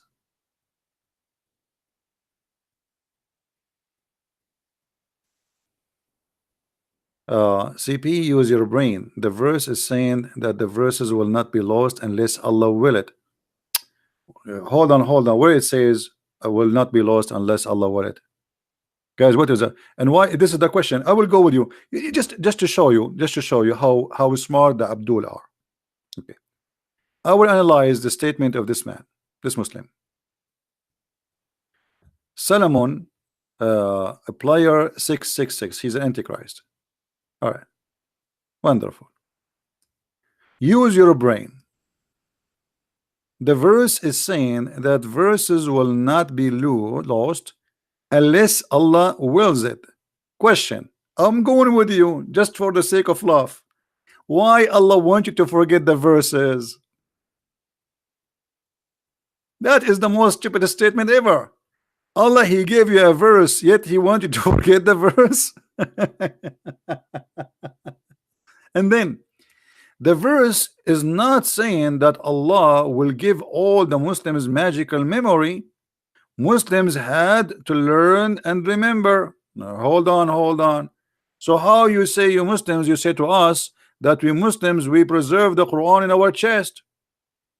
You just prove to me that you Muslims, you lie to us, because now you are taking the opposite defense. You are saying to me, no, we Muslims, we forget. Allah did not give us an extreme memory. We did for guys, is what he's saying? He is trying to convince us that we Muslims, we forget Quran. Okay, thank you. But this is totally the opposite of what you say. If we change the topic, if we say to you, was the Quran preserved? You say, yes, it's memorized it, brother. We memorize it. Allah never wrote the Quran. How you get the Quran? You say, we memorize it. But now you are saying to me, well, we Muslims will forget the Quran. And this is what we are saying. You are saying to me that Allah did not give us perfect memory, but this is not the reason. Allah said in the Quran, I will cause you to forget the Quran, which means it doesn't matter you have a perfect memory or not. I will cause you. He will not cause you to forget all the Quran. He will cause you to forget the Quran he don't want. How you can answer that? Why Allah want you to forget the Quran? It's not you forgetting the Quran, it's Allah causing you to forget the Quran. Guys, does it say or cause to be forgotten? Does it say that? So we as a human, we forget. That's normal, that's true. But here is, this is not about normal things happen to people. This is about somebody, his name is Allah. He will cause you to forget the Quran. The question, why?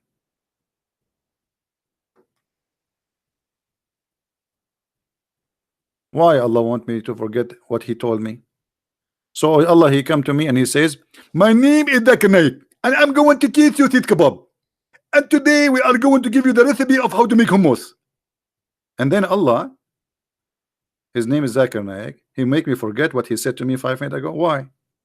What is the wisdom behind that?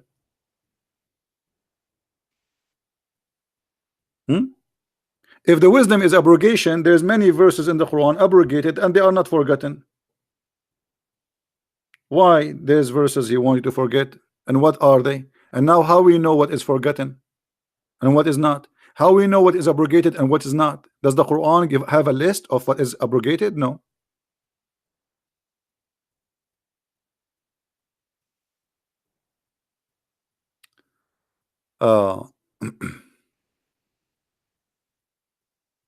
Guys, look at this. Look at this.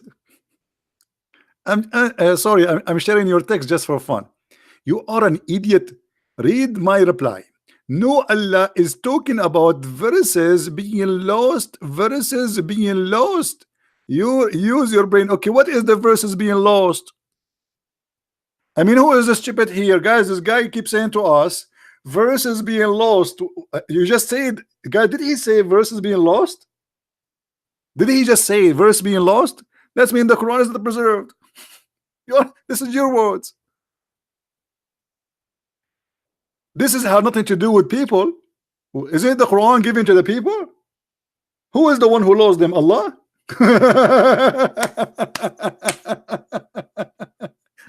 Who is the one who lost the verses? As long you are saying to me this has nothing to do with the people, are you saying that the one who lost the verses is Allah? Let us give a call to Allah and ask him if he found the verses. Maybe after 1400 years he did some cleaning in the house, and maybe he found them under the cushion, or in the couch, or under his underwear. What's wrong with you? So now you try to fix it, you make it a blind. So you just agreed that Allah, he lost verses. So now we started speaking about people losing verses. Now you are saying Allah is the one who lost the verses. Look, this is a smarter Muslim. This is a smarter Muslim. Today is the day of comedy. Look at this guy. Muslim Pyapar said, yes, Allah make the Jews and the Christians and people forget revelation. What? That's mean he is the devil. Guys, look at this idiot. Allah, he made the Christians and the Jews forget revelation. The verse in the front of us speaking to Muslims, you idiot, not to the Jews. Secondly, if this is true, how you explain to me this verse?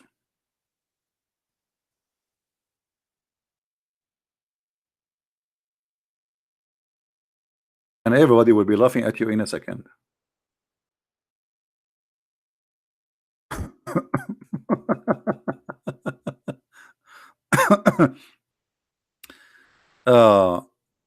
The Quran says, "O Christians and Jews, if you don't practice the Torah and the gospel, you have nothing to stand on." So how Allah, he calls us to forget revelation, and then he accuses us of corrupting revelation according to you?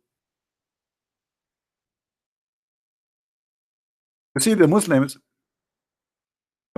because they are desperate, they try to find an answer. Chapter 5, verse number 68. I will compare it with your text, and everybody will be laughing at you in a second. You just get your prophet busted.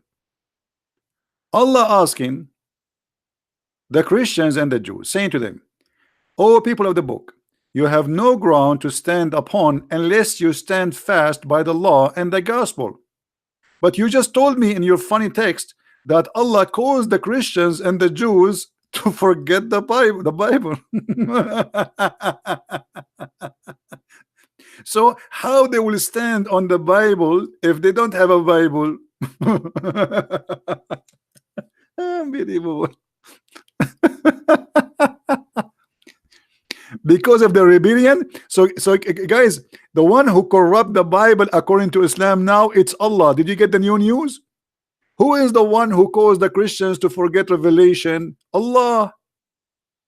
Read the verse. Allah is the devil.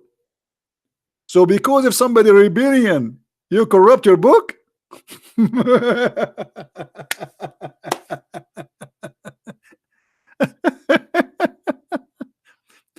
And in the same time, Allah saying to the Christians and the Jews, you better follow the book, but He caused them to forget the book.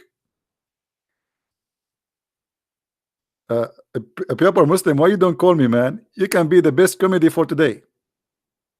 I am thick. What? They forgot all of the scriptures. No, they forgot some of the revelation. Okay, look at this, is stupid. They forgot all, not all, some of the scriptures. Hold on. But your God saying you have to stand upon the Torah, all the Torah, and the gospel, all the gospel. So if they forgot some of it, how is asking them to practice it? Abdul? And again, we go back to zero.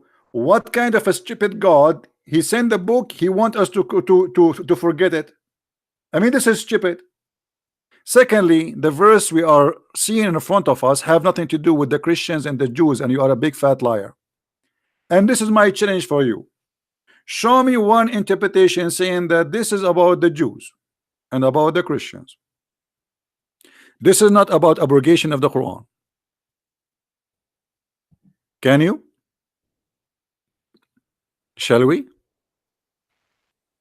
Hello? Hello? You see, I honestly feel so sorry for Allah. I mean, He could not get any high intelligent being to defend His cult. Look who is defending, and look what they are saying. They try to defend him, but they expose him and they get him busted. And Allah now is suffering because of the stupidity of those answers.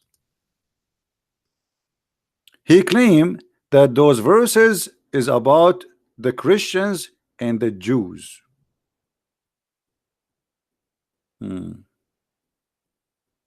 Let us get him busted, shall we, guys? Guys, should we get him busted? Give me okay. Is it time to hit him in the head without violence? Shall we? Let us get you busted. All right. Everybody will see in a second you are a big fat liar and you are just trying to cover up for your profit. Chapter 2, verse 106.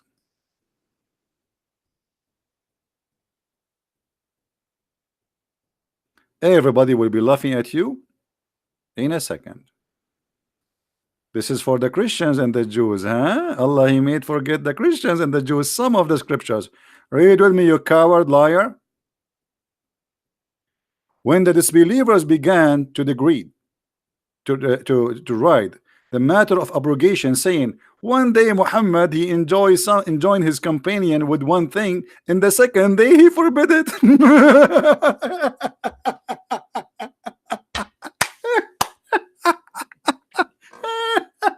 Unbelievable. In the morning he says something, in the second morning he changed the law. Do you see it, Abdul? Abdul, do you see it? You did lie to us and you said this is about the Christians and the Jews. Hello? Who won the reference, guys? Who won the link? Who won the link for this garbage? Who want to save it? Show them how stupid, how liar he is. There's no way God will change his mind in 24 hours. He make a law in the second day in the morning he change it.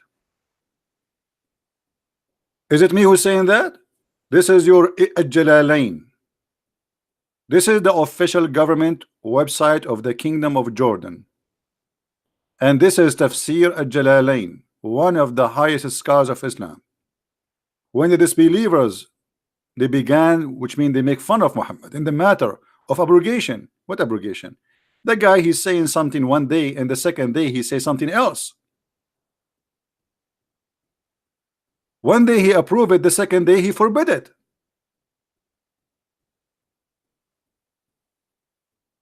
Do you see it?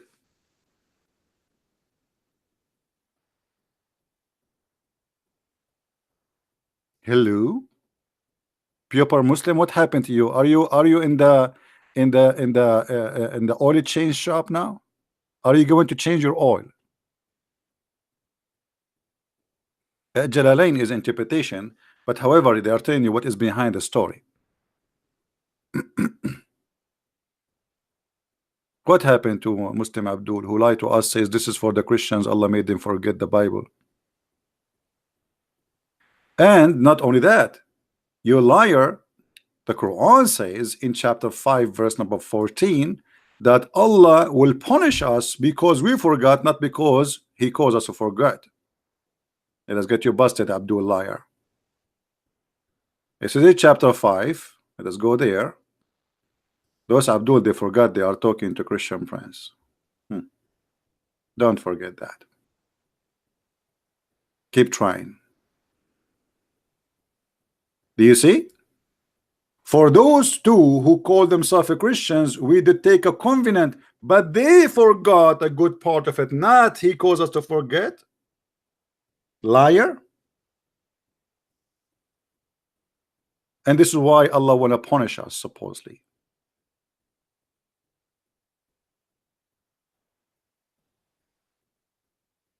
You were talking about gay sex. Okay, where is in the Quran the verse talking about gay sex? Abdul, I mean, how stupid you are. In the whole, since I started my program until now, I did not mention the word gay. Correct, guys? So now to cover your ass, because obviously you are maybe one of those, you make it about gays. What gays? What does this have to do with our topic? And I will go with you. Show me in the Quran where Allah calls you to forget the verses about gays. I want to go with you, brother. Never. If we go in the Quran, we will find that your God Allah, he made it clear that if there is somebody is a gay, brother, you spank him with sandals. Is that true? Let us go to the Quran and let us go to the interpretation too.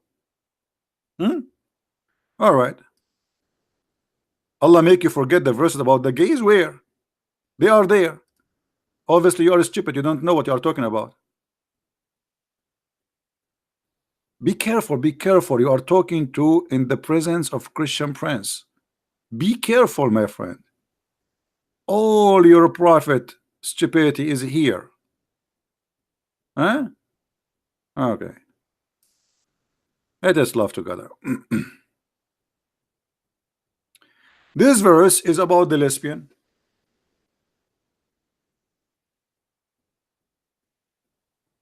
The verse after it, this is chapter 4 verse number 15, and this is chapter 4 verse number 16 about the gays. You said to us Allah he caused us to forget the verses about gays. You are a liar. They are there, brother. Read with me the punishment of gays in Islam, brother. And if two of your men, brother, they commit loudness, adultery, homosexual intercourse, punish them, brother, insult them, beat them with sandals. You beat a gay with sandal, he get horny.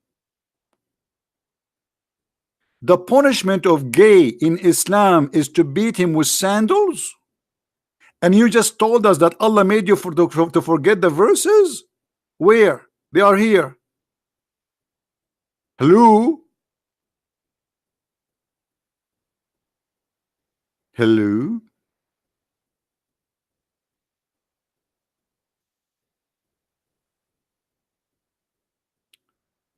Anyone know the story about the punishment of the one who killed Uthman? Who remember the story? Anyone remember? There is after the death of Uthman the caliphate was killed. So one of the companion of Uthman and Muhammad, he said, I swear by Allah, if I know who is the one who did kill Uthman, I am going to F him. Excuse my language. A gay was listening and he said, it's me, it's me. Then the companion of Allah Prophet, He made this man bend over and he started doing him. And then the guy underneath of the guy, he was screaming, the gay guy, he was saying, I swear by Allah, if killing Uthman will give me such a punishment, I would love to kill Uthman every day. And I challenge any Muslim to say to me, I'm lying.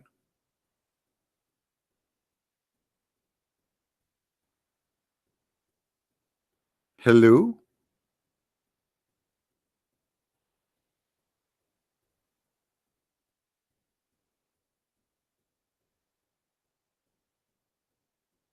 Mirza? Mirza. No, I don't have any caller.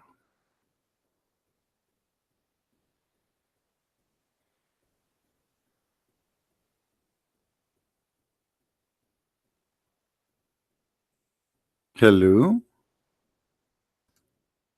Do we have any Mayday, Mayday?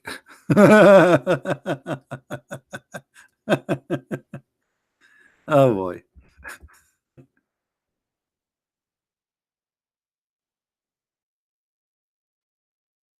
You know, one of the reasons the Muslims don't debate me is me being me.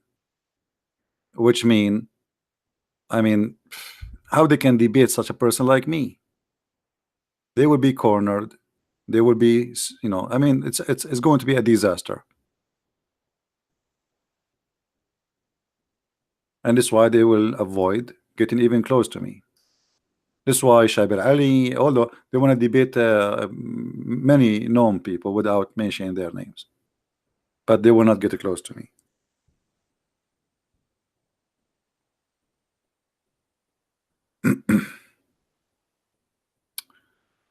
All right.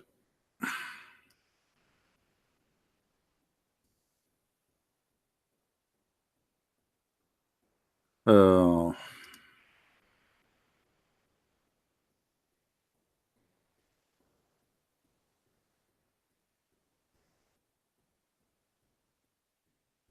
Hey guys, don't forget please to subscribe to my other channel because soon we will start broadcasting there.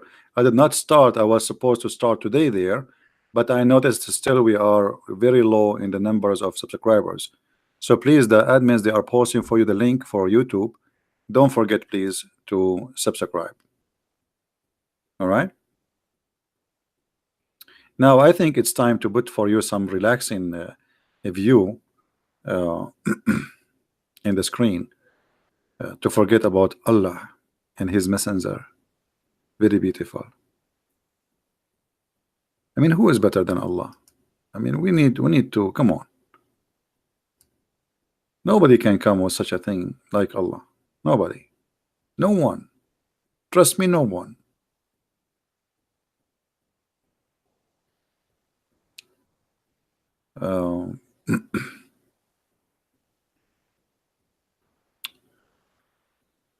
Where? Yeah, the admins, they are posting for the link, and I want to say thank you for all the admins here. They are helping, you know, to share links and etc. So, do we have any Muslim would like to say anything? Okay, let us change the topic, guys. Let's change the topic. Let's give an opportunity for the Muslims to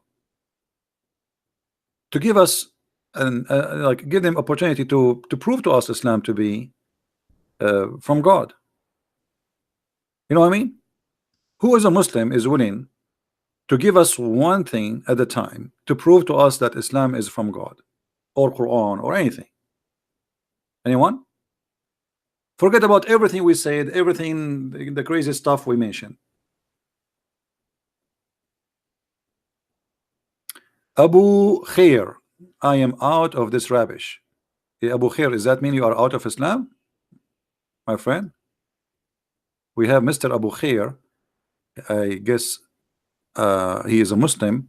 He is saying he is out of this rubbish. I don't know if you can see his text. Are you out of Islam, my friend?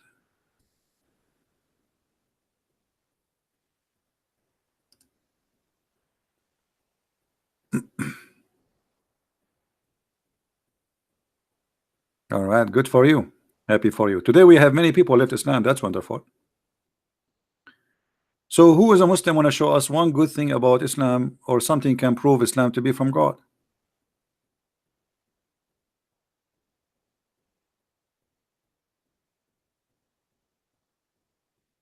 He called the chat. I don't know. Maybe he don't mean that. I don't know. Who is a Muslim want to show us one good thing proving to us that Islam is from God? Who can do that? You see, he forget about everything. I'm giving you opportunity now to prove to us yourself. See, even the bus here is going crazy. Any Muslim?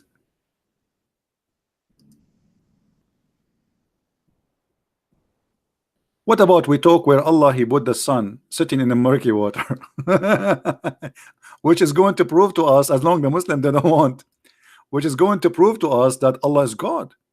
Allah is the only God who knows where the sun set. He discovered that long before anyone. He discovered that the sun set in the murky water. And by the way, I am an Arab, and I say to you, I saw that with my own eyes. In the Middle East, brother, the sun always set in murky water. Is that true, Muslims?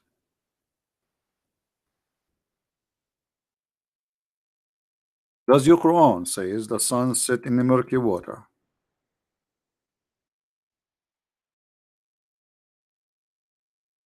Hello?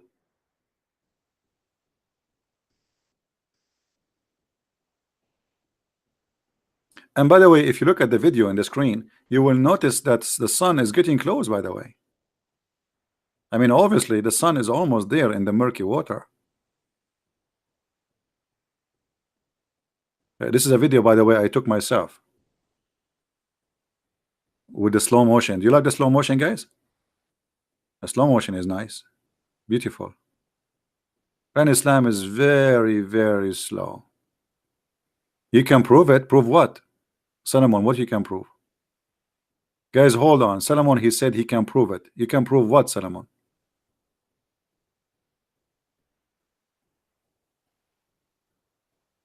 Solomon, you can prove to us that the sun set in the murky water?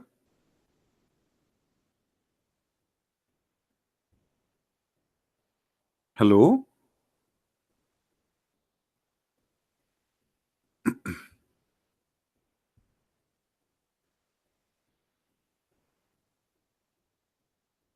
Yeah, which sun? Because the Quran says there is two suns. There is two east and there is two west. Have you ever heard of a God? He knew this, that there is two suns. There's two east and two west.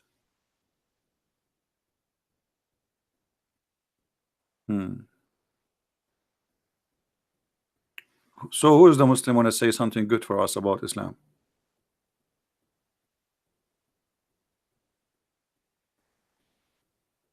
Will make them forget? Where it says will make them forget? Hey guys, either this guy is a stupid or he is a stupid. Where the verse says what? It says will make them forget. He will make them forget. Okay. Okay. Allah will make them forget. Who will make them who? We go back to zero. Hold on. We go back to zero. Abdul, Solomon. Allah will make them forget who? You are the one who said this is for the Christians.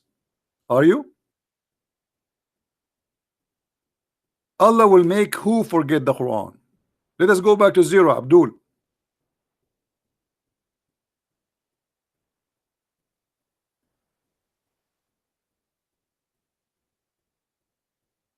And why? Why Allah want to send Quran and he make you forget the Quran? The reference proving you to be a liar. It says this has happened to Muhammad. Correct, guys? We showed you the interpretation. This guy is a certified liar.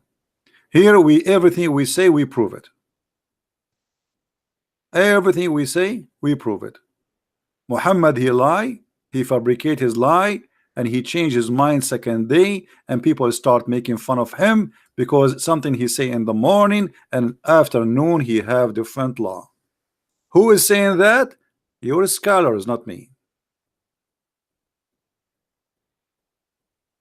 So this is not about really forgetting.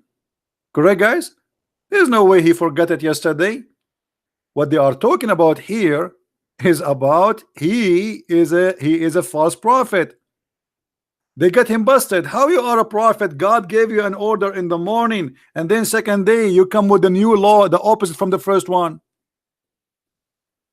So this is not about really forgetting as much as he's stupid.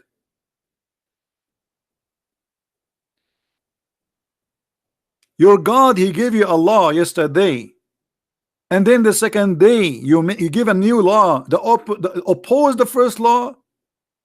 Why? It doesn't say after a century, it says the second day. Do you see it, guys? Guys, does it say that, or I'm making things up? Read with me. When the disbelievers began to deride the matter of abrogation, saying that one day Muhammad enjoins his companions to one thing, and then the next day he forbid it. So in the morning he says do mut'a, in the afternoon he said don't do mut'a. In the morning he said don't marry Christian women, in the afternoon he say marry Christian women. Allah forbid you, brother. Allah forbid you from doing mut'a, brother. But yesterday in the morning, brother, Allah allow us to do mut'a.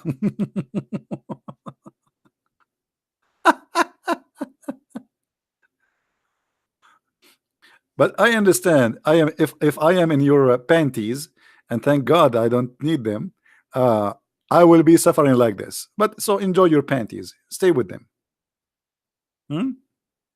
Stay with them.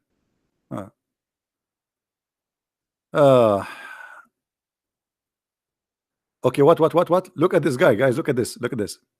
ZB. Look at. You like to hide under the skirt of scholars. Look at those idiots. He just admitted that this guy is a scholar. You learn Islam from who, you idiot? Don't you learn Islam from the scholars, Muslim scholars? So you agreed that the Muslim scholars.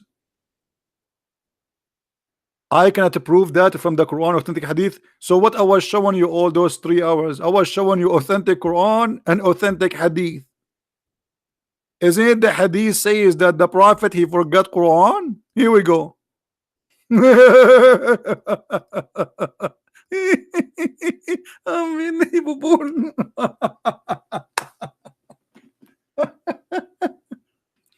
You are hiding under the skirts. No, I'm hiding under the skirt of Muhammad. By the way, do you know that your prophet he used to wear the skirt of Aisha too? Yes, and now I'm hiding under his skirt, Aisha's skirt. I don't want to tell you what I can see, brother. You don't want to know. Is that a hadith? Is it authentic hadith or not? Is this hadith authentic or not? Muhammad forgetting Quran.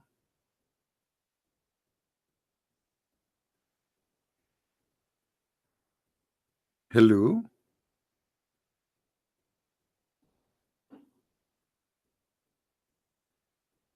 Hello.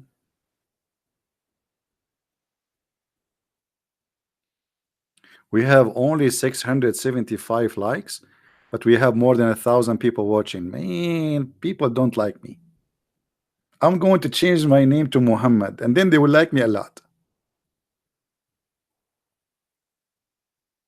And then they will subscribe from the distance of 1 month journey because they are scared.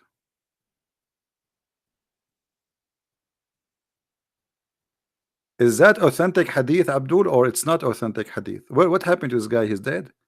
He's searching Google. You have humiliated me.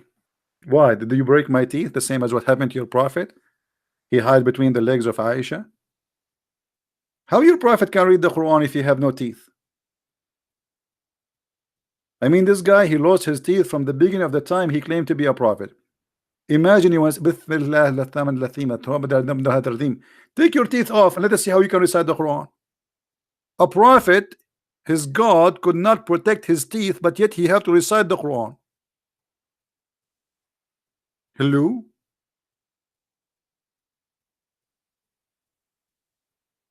The sun set in my neighbor pool every day.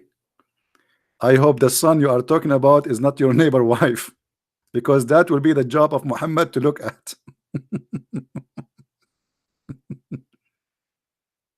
My neighbor, his wife, her name is Sunny. So the sun set every day in the pool. I see her every day, brother. Her name is Sunny.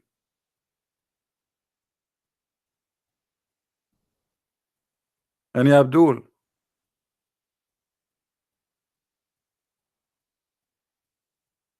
Prove to you that Aisha, hold on. Guys, prove to us, hold on. I mean, those Muslims are asking for it, aren't they? Hold on. ZB, prove to us that the Prophet wear Aisha skirt at challenge. Okay, at challenge. So what you will do if you lose the challenge? Are you willing to open your camera and you do the monkey dance for us, and I will put a live on YouTube? As long you are saying challenge. What do you think, guys? Are you willing in the front of everybody? If I show you that your prophet is doing that, are you willing to dance in the camera? The monkey dance. Hello? Hello? Say yes.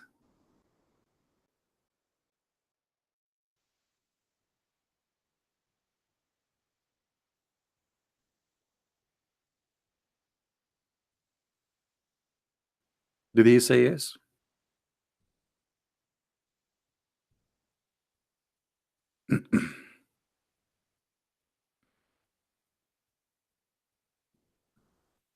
Where are you? Did you say yes? Guys, did he say yes? That's very easy, actually. Say yes. Swear by Allah you would do that. I'm waiting for you. It will take me less than 30 seconds to show you your prophet wearing his wife's skirt.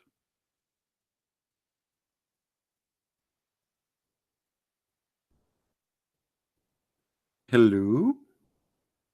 Look like you are not sure.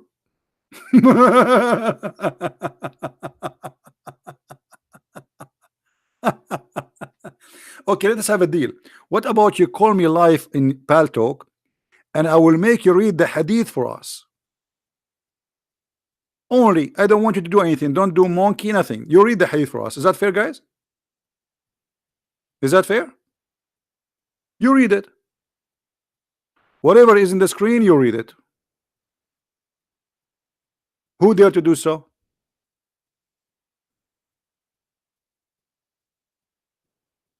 I mean, what kind of a challenge those people? They don't dare to keep their challenges. I'm here. I'm giving you opportunity to call me live and, you know, explain yourself. They don't dare.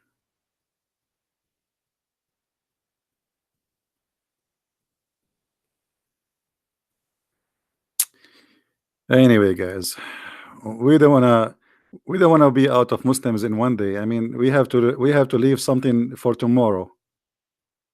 I don't like to talk to you anymore. Did you tell your mom about that? Be honest with me. Did you tell your mom that you don't like to talk to me anymore? Please tell me the truth. Did you tell your mom? I told my mommy I don't like to talk to you anymore.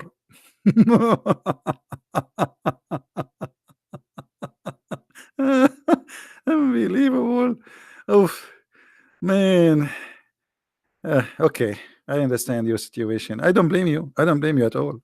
I mean, who want to talk to me? People, they talk to me, either they go to the hospital, they suffer from madness, or they leave Islam. They get wiser or crazier. Which one is going to be you?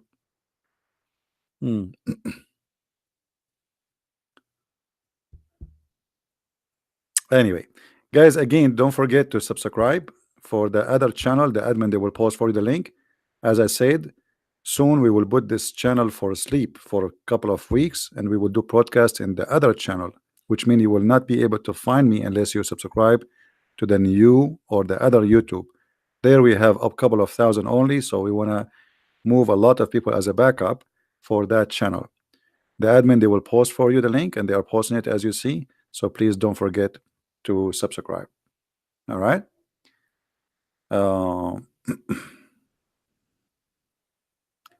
Yeah, well, the sun sit in the murky water, and we have to be honest. By the way, there's a very well-known scientist from Japan. He proved that. His name is Yama. I do lie, Yama. Very well known. The Muslims, when they make articles about science in the Quran, they insert names nobody knows where they are coming from, and even names you know them, but they never said what they said. As an example, the Muslim, they say to you, brother, a very well-known brother, George Bernard Shaw, brother, he said, if the Prophet today was alive, he can solve all the problem during drinking his morning coffee, brother. Okay, Muslims, which book George Bernard Shaw he said that? They fabricate lies. They use names of famous people just to fool you. George Bernard Shaw, he said that. Are you sure?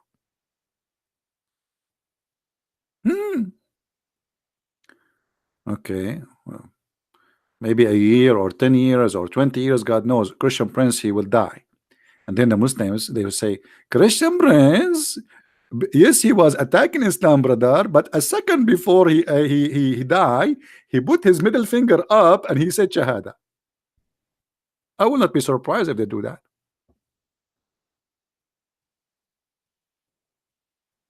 Everybody convert to Islam, brother. And ya Abdul.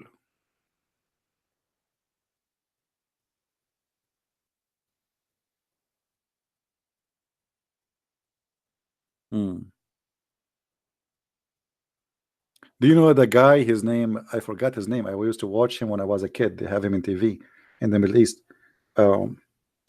Captain Cousteau, you know, like they dive in the ocean. So I used to watch his program. The Muslims, after this guy died, they made him convert to Islam. Anyone, you die tomorrow, you will be said they converted to Islam. Trump, he died, they will say he's a Muslim. He became a Muslim. Just wait. A cult of Satan who cannot back itself, he fabricate lies, because cults only stand on lies. They have nothing real, and they cannot stand for a truth. So they need to lie in order to make their religion, or their cult look like a religion.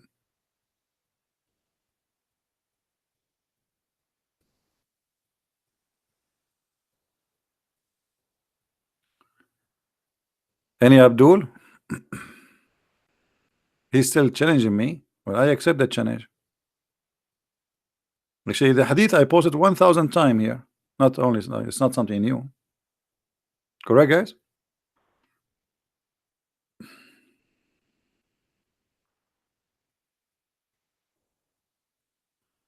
And actually, the hadith is just right in front of me. It's in front of me in the screen, waiting for the Abdul to dare to say yes. Hello. And because he knew that what will happen, he will not call me.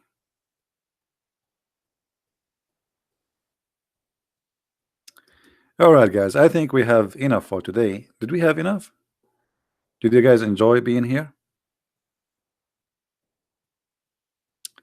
What if I go for like a trip or something? You guys, you will miss me. I will miss me.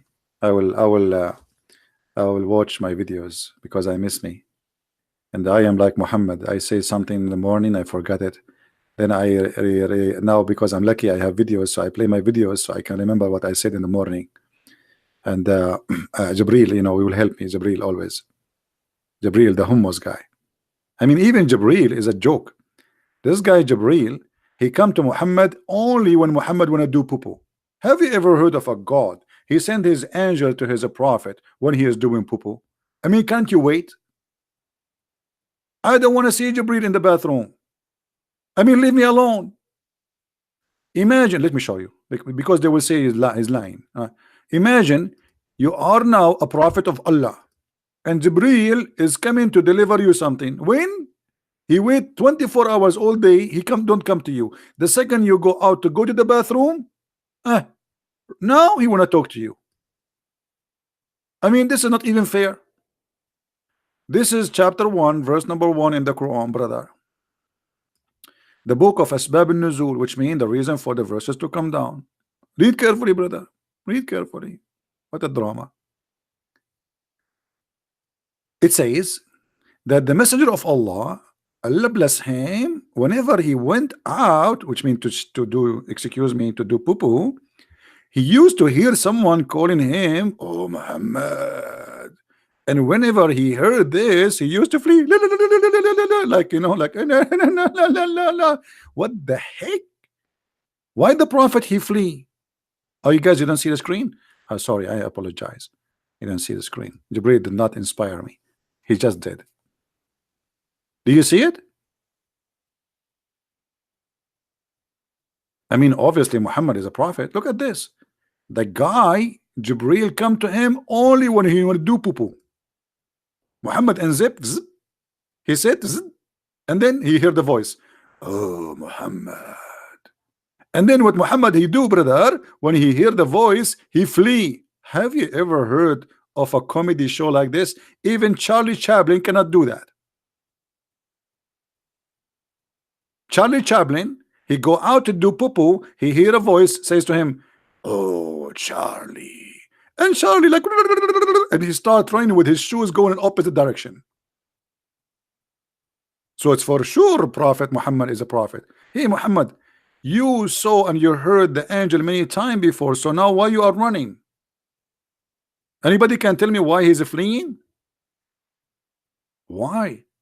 I wonder how. I wonder why. You told me about the blue sky and all what I can see. Muhammad fleeing around me. I turn my head up and down. I turn it around, and all what I can see, the prophet fleeing from me. I think this song actually written for Muhammad case in that day. Muhammad, he heard the voice. He turned his head. I turn my head up and down. I turn it around, and all what I can see, a lemon tree, nothing around me. I mean, isn't it obvious? It's written for the prophet story. What an inspiration. Unbelievable. Very beautiful. Now, I'm going to finish for today, and I need to make some tea. Who want to drink some tea with me? I wish really I can. I'm sure many of you are good to have a good time with you, and we will, like, you know, we to be together. But sadly, you know, Jibril is not bringing us the flying carpet where I can send it to you and he can bring you over here. And you know who used to own the flying carpet? Anyone knows? Who used to own the flying carpet? Anyone remember?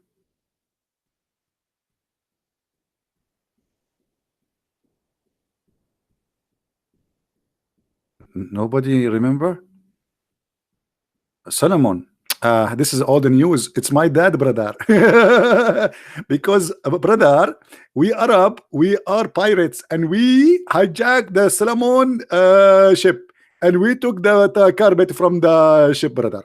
And then my dad, brother, he can bring me to America by the carpet. I did not pay for ticket, brother. I passed all security, immigration, and Trump could not stop me by the help of the flying carpet. And by the way, don't just keep that secret, because I don't want the FBI to know about the flying carpet in my house. And then they will go and they come and they arrest me because they will accuse me I'm smuggling immigrant. Flying carpet, Muhammad. I mean, even flying carpet in your book. I mean, what is left? What is left? Even a flying carpet. I want to get one. I am desperately in need of a flying carpet, so I will not pay for airplane ticket. Anyway, guys, I love you all, and I hope the Muslims will not hate me much.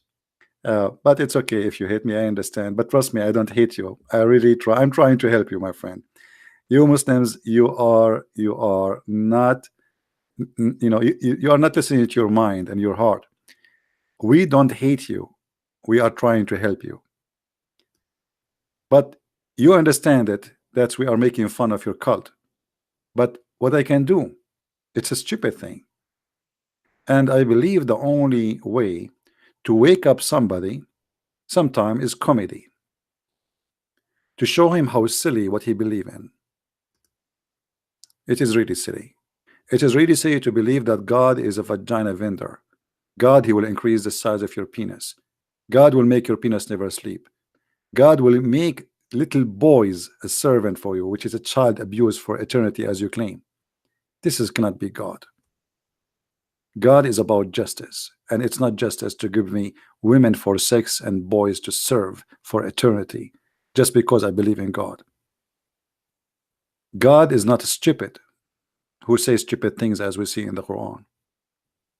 There's no ethic, there's no intelligence, there's no wisdom, there's nothing but abuse and violence and madness.